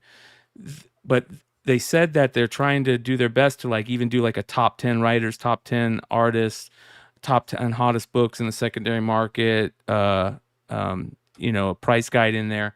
I said, man, you're really like I give you all the luck in the world because that is a hard road to toe right now. You know what I mean? Right. Hard roll to toe right now because it's so fluid, man. Yeah. And I did about 5 minutes in it today, and I really like it. I can't wait to sit down. Well, there's articles and stuff, so I mean, it's mostly like a flip through. And here's what I want to do. Got stuff a little bit, like a tiny bit. Like I said, like 5 minutes, but I'm I'm excited about what I saw. I think I it's want to great. I see think what it can fill a hole, and I so want, it's not expensive either. So I think it should get our support. I want to see what they say for their top 10 though, for their artists and their books. That'll tell us if they're dialed in or not. You know what I mean? So I think when I get my copy, I'll do a little members only thing and we'll check it out. Brian, if you want to get Rico on the show, man, he's great. Yeah. We just did a lot of work with him for our logo. So he designed the new SNCC logo. Oh yeah. But Rico's like, he's a massive fan and just a really cool dude. So he would be a great guest. Hell yeah, I'm down. And he can talk all of the ins and outs of that. Here's the Betty and Endless Me. Summer. Yeah, Endless Summer cover. That's cool. That is cool. Oh, is that the innuendo cover?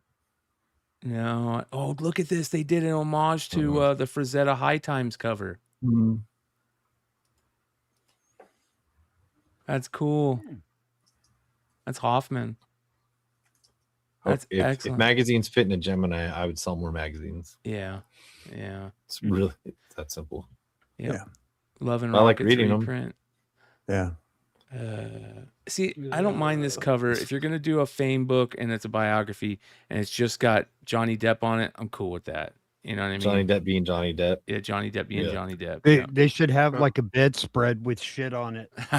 I was gonna say you buy that cover and you get artists to do a little remark of turds on it. Ed Gein. Oh, Aaron. What? Them fours, baby. And that There you go. is new Jam comic piece, book right? day. Nice and That's easy. it. Nice and easy. So speaking of fan. SNCC, what's going on over there, man? Anything new and exciting? Man, we're thanks to the crew here, man, we're blowing up on Instagram. We're doing pretty well. We're pushing right around just under 4,000 followers right now on Insta. Website's doing great. We're seeing some really nice uploads, big user uptick, a lot of engagement. We just wanted to create something that was easy to use. Yep, still doing 60 seconds. Hopefully. Yeah, I love I was those. gonna say, I was gonna say that's what's killing your Instagram, dude. That's like those are the really thing to good. see- Like, we're not doing anything. You're the one creating the content. I love Thanks, the new man. style of them too, bro. Really, really good. Great job. Took a little while to learn all that stuff, right? Like Yeah. I'm still getting my hand around it, but it's cool. It's fun to research and kind of dive in and dig into art styles, creator stuff behind the scenes, and then still try to fit it in in a minute is wild.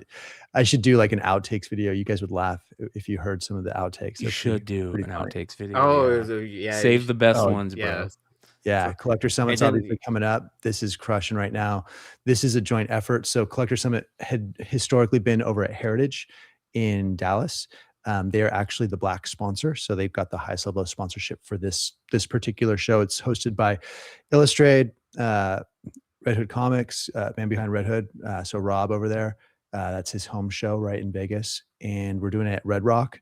So I know several people from the chat have signed up. This is going to be a convention like you probably haven't experienced before. So it's, we're trying to elevate an aspect of the hobby. And I think too often, you go to a convention and it's like a backyard barbecue. And this is going to be like the Oscars, right? This is class to the nines. So I'm looking forward to this. So that's doing, a lot of our time is spent on this stuff, but it's great. I mean, Dan Quintana is going to be there. We're going to have an exclusive out there. We're letting people buy additional copies, which is really cool. If you're VIP, you get Have one you showed it automatically. yet? No, haven't showed it yet. Okay. We will. We'll do a big reveal for it. And by the way, this is kind of cool. You're going to be jumping on with Chonko and Big Nasty, or just on Chonko's? I'm not sure yet, but it's funny because Mike Hansen will be interviewing Mike Hansen. Dude, So, hilarious, right? yeah. So Chongo reached out to me. He's like, "Yo, I got the same name." I was like, "What?" I mean, certainly that makes sense. There's probably a lot of Mike Hansens in the world, but yeah, we're gonna do a show but in April. in such a short community, you know what I mean? A small community, like synchronicity, bro. I know. Dude, it was so crazy because he sent me that package where I got a bunch of a couple of shirts and a couple of prints. And I was like, Mike Hansen. I was like, why does his name sound so familiar? And then I was thinking about it for a second. I was like, was like, that's not the right state. Like, Well, and Chanko, since you're out there in the chat too, I don't know if you know, but our namesake is also played by Ryan Reynolds in the movie Buying the Cow. He plays a character named Mike Hansen, which is hilarious. That's funny. Yeah, it's fun. So whose life is closer to that movie? Great question. I'm not going to claim that one. I'm not Okay. going to claim that one. OX was cool. We talked about that a bit. We saw some really big sales, after that. So Yeah, that Heritage. Silver Surfer Splash we just did a video on was almost $500,000, sold for $475,000. Felix recently released the Absolute Batman. I forget which issue, but it's with Catwoman on the cover. Yeah. Mid-teens. 17? Yeah, Wait, something 13? like that. All the original art for that, including cover, I think sold last week, or at least was announced last week, sold complete at like $220,000. Like, I mean, that's wild. That's killer. Wow. That's old Yeah. though. This is 56 weeks old. They must not do their do anything for their IG. Nah, they struggle a little bit. Yeah. Yeah, but it's been good. I mean, I think the next big event that we're going to see is the Death of Superman coming up, right? There's Yeah. going to be over the course of the next month.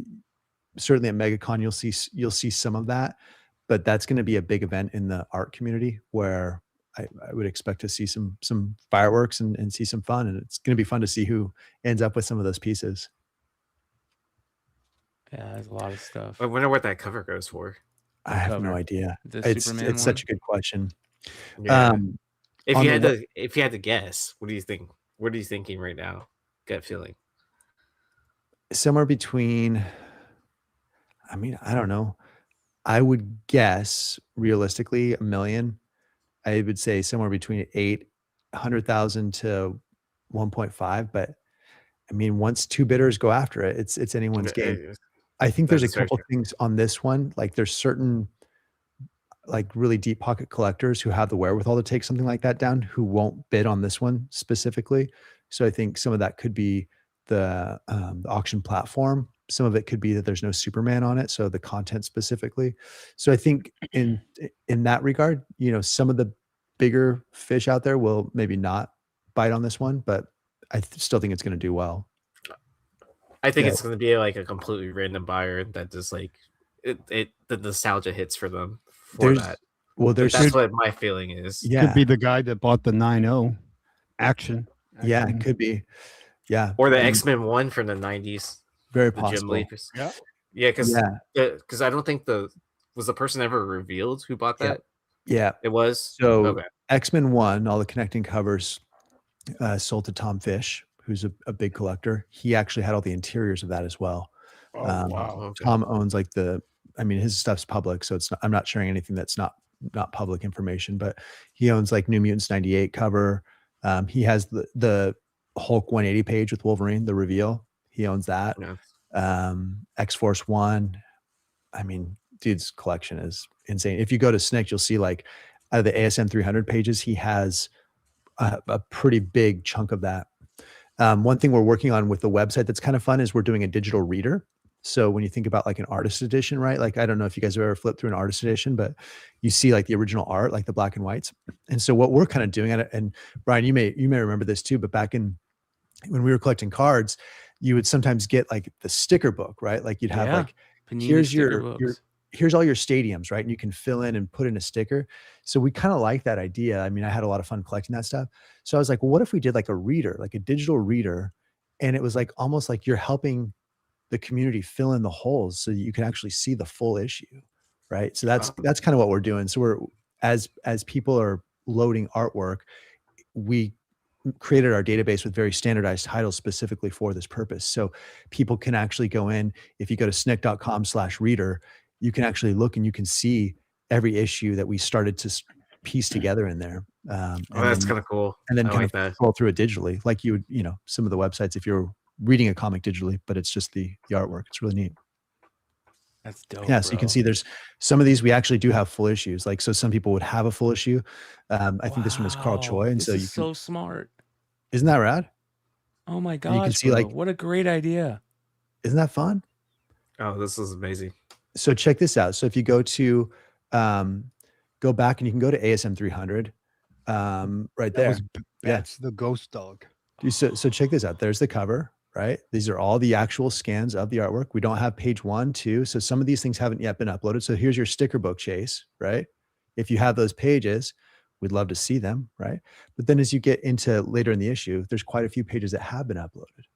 Oh, that's so cool. So if anybody out there has Right. any of this stuff, that's dope. Or really any issue. Like we'd love to create a comic archive where, Yeah. we're creating the history of the artwork here, almost like a library that somebody could go into.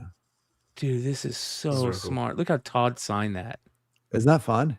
1988, he signed it in. Yeah. Oh, this is I amazing. mean, but to see like the original artwork for 300, Dude, this is such a great idea, Mike. it's fun, right? And really, so there's my page right there. But this was such a big deal for us when we started thinking about the site. Was we wanted to make sure that we use standardized titles. So if you go to some of the other art sites that are out there, users can enter whatever they want into the title. And so you get these really wacky kind of corny things like, oh, first ever historic birth of whatever. Yeah. And you don't even know what the page is unless you like click on it. And so we wanted to make sure when users are uploading on our site, we create that standardized title. We can match it against a database with comics.org, right? A nonprofit that's there is a great resource. And then because of that, now we can start doing these cool things. This is so cool, bro. Isn't it fun? So this is still like coming out of beta test for the reader. We'll have the icons over there because the icons for the covers we can actually load in there. I love this. But it's a I cool read way to Resurrection, connect yeah. with the community, man. Yeah. Yeah, and it's not like it doesn't have to be ASM 300, right? Like that's very iconic and easy to grab onto. But anytime someone's loading a page, It says it's how many piecing together an pages. issue. That's so cool. You can keep up with how many pages are coming up. And Yeah, isn't that rad? very cool idea, bro. Ladies and Yeah, gentlemen, fun. snick.com. Make sure you guys go sign up. Nice. And there's that Rico logo right there. Yeah, look Look at how that. good that looks. Isn't that cool? Yeah. Rico did a cool job on that. Very, very cool. It's slick. And you have the top 10 trending, which I love. Yeah, so these are like specific to what people are clicking on right now on the site. So it's not like we're not ranking like Yeah, here's yeah. the RP set is going through the roof. It's like no, this is what people are clicking on. Yeah.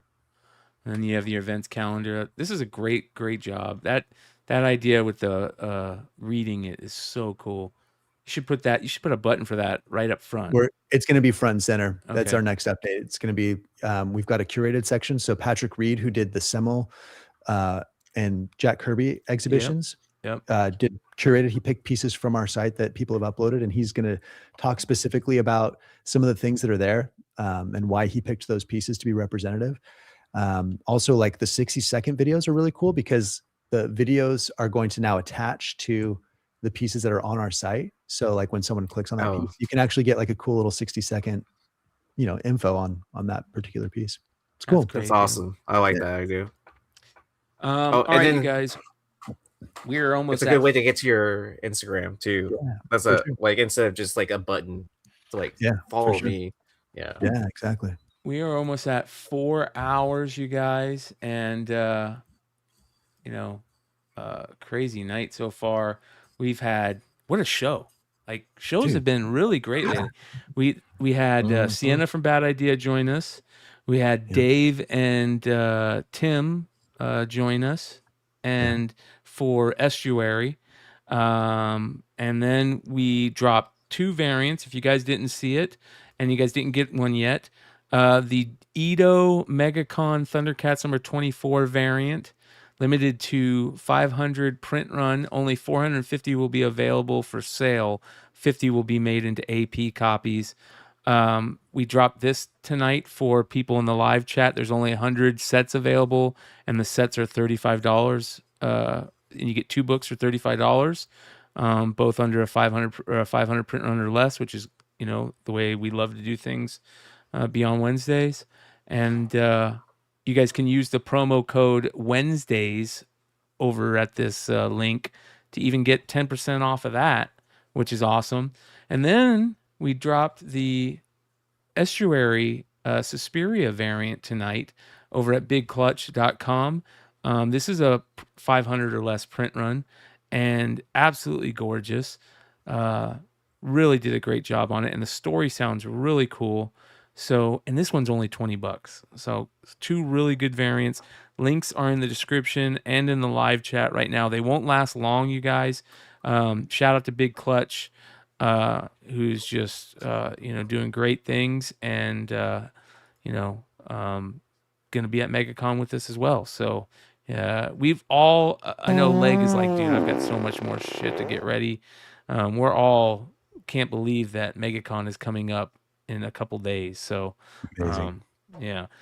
Shout out to Rye with the $10 super chat. He says, "Great show, guys." Rye, thank you so Thanks, much, Rye. my brother. Yeah, Yeah, dude. Thank you, Bri. yeah, Really you've cool. been amazing. And then, all right. So what else? We do got the best chat, dude. We got the best chat of Yeah. anybody, man. Oh yeah.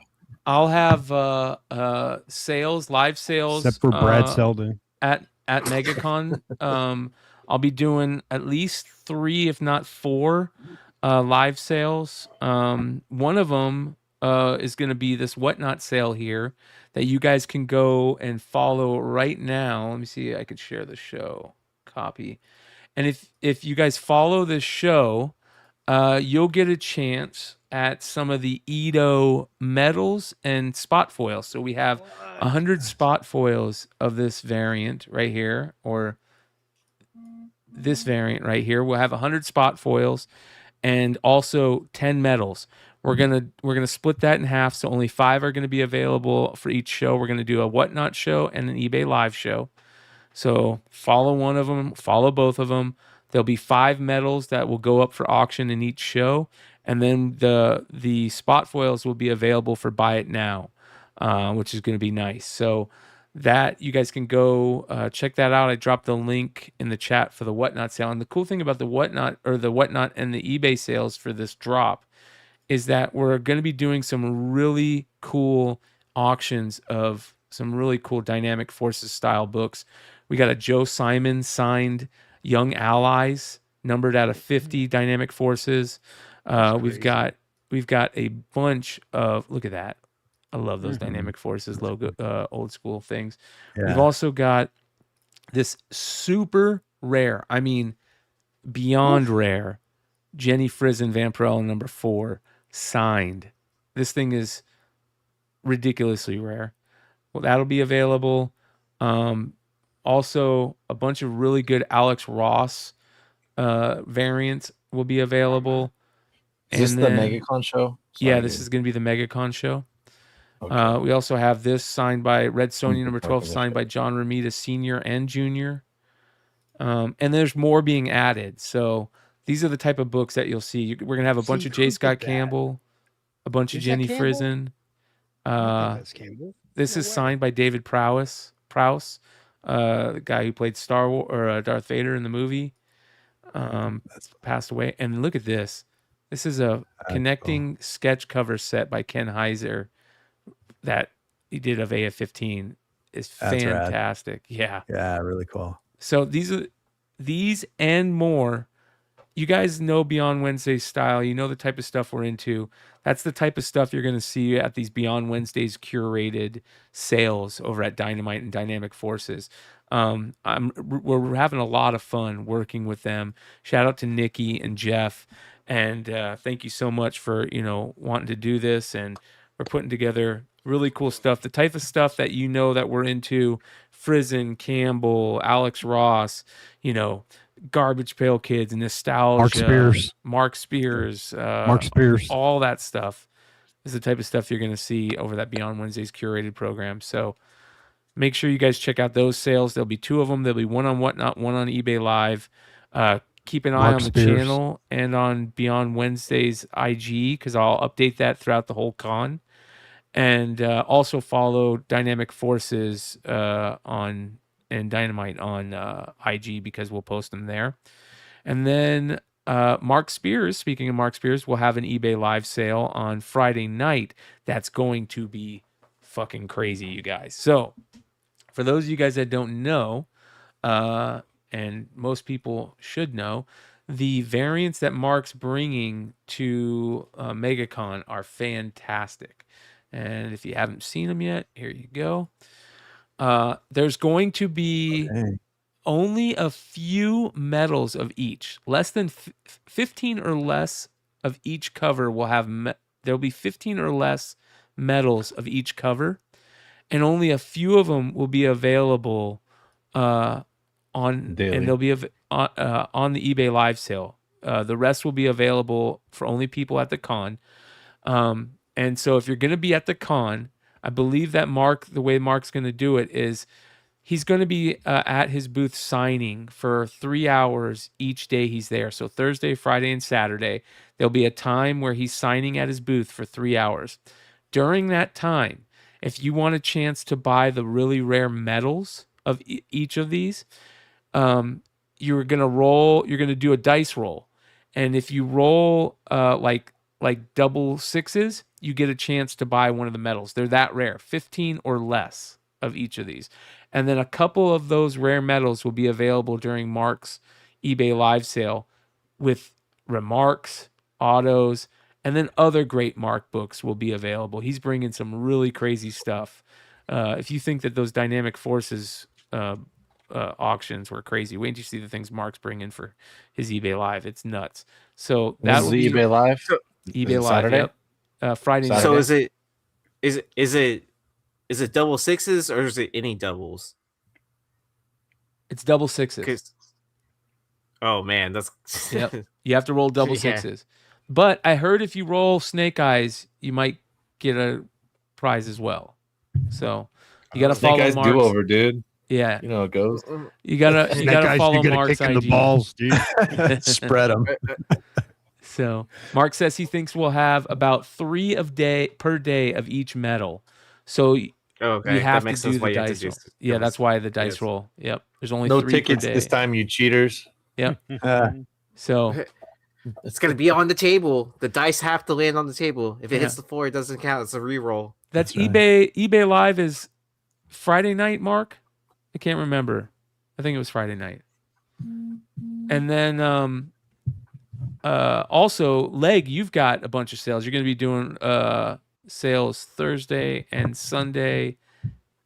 Yeah, and I'll fit in wherever I can. I know we're gonna do the Hull Destroyer event, which looks absolutely amazing. So I'm gonna be bringing stuff for that. We'll probably, I assume, some other retailers and stuff will have exclusives and things like that we can, get from each other.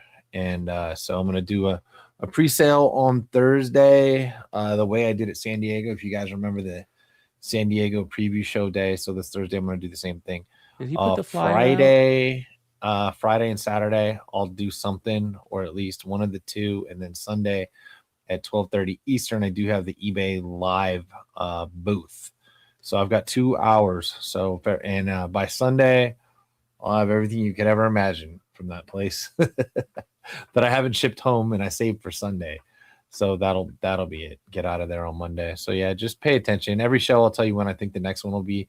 But the only ones that are planned are those two, and then I'll get in where I fit in on the others, because you never know how these con weeks are going to take you. You just don't know. You don't know what day you're going to have something, what day you're going to get something signed, what day something's going to be sold out.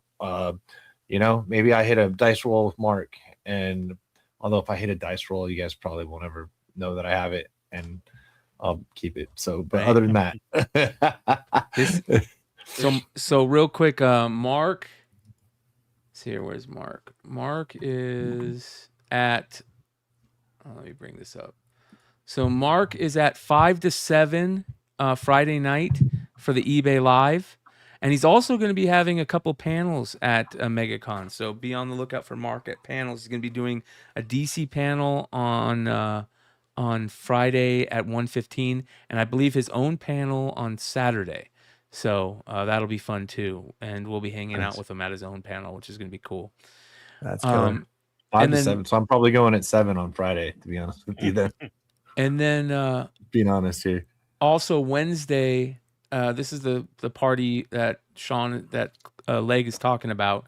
This will be the Megacon, the Wolfpack Megacon party on Wednesday night. That's the wrong. That's 2025. Oh, that's 2025. Look in. Give me. Somebody shows up there. Hey, where's everybody at? Yeah. Give me 1 second, Brian. Wait a minute. Actually, Okay. I'm putting it in our Google group chat. I just put a picture up. All right, hold on. I believe. Yeah. I was like, why haven't I seen that one? Yeah, I was like, oh.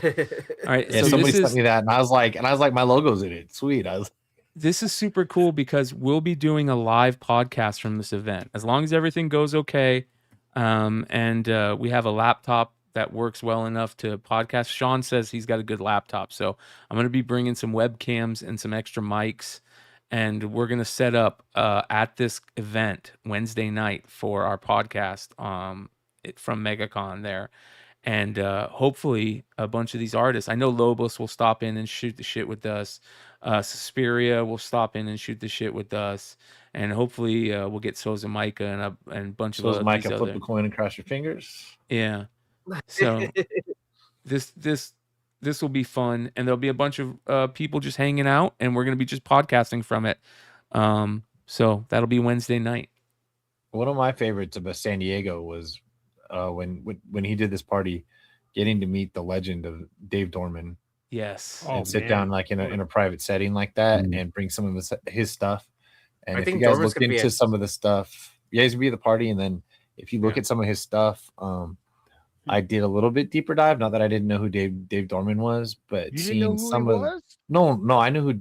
I said I did a deeper dive. I definitely knew who he was. Deep. But looking into some of his stuff, like some of the super famous stuff in Star Wars, I just didn't realize was his, the Death Hawk stuff, things like that.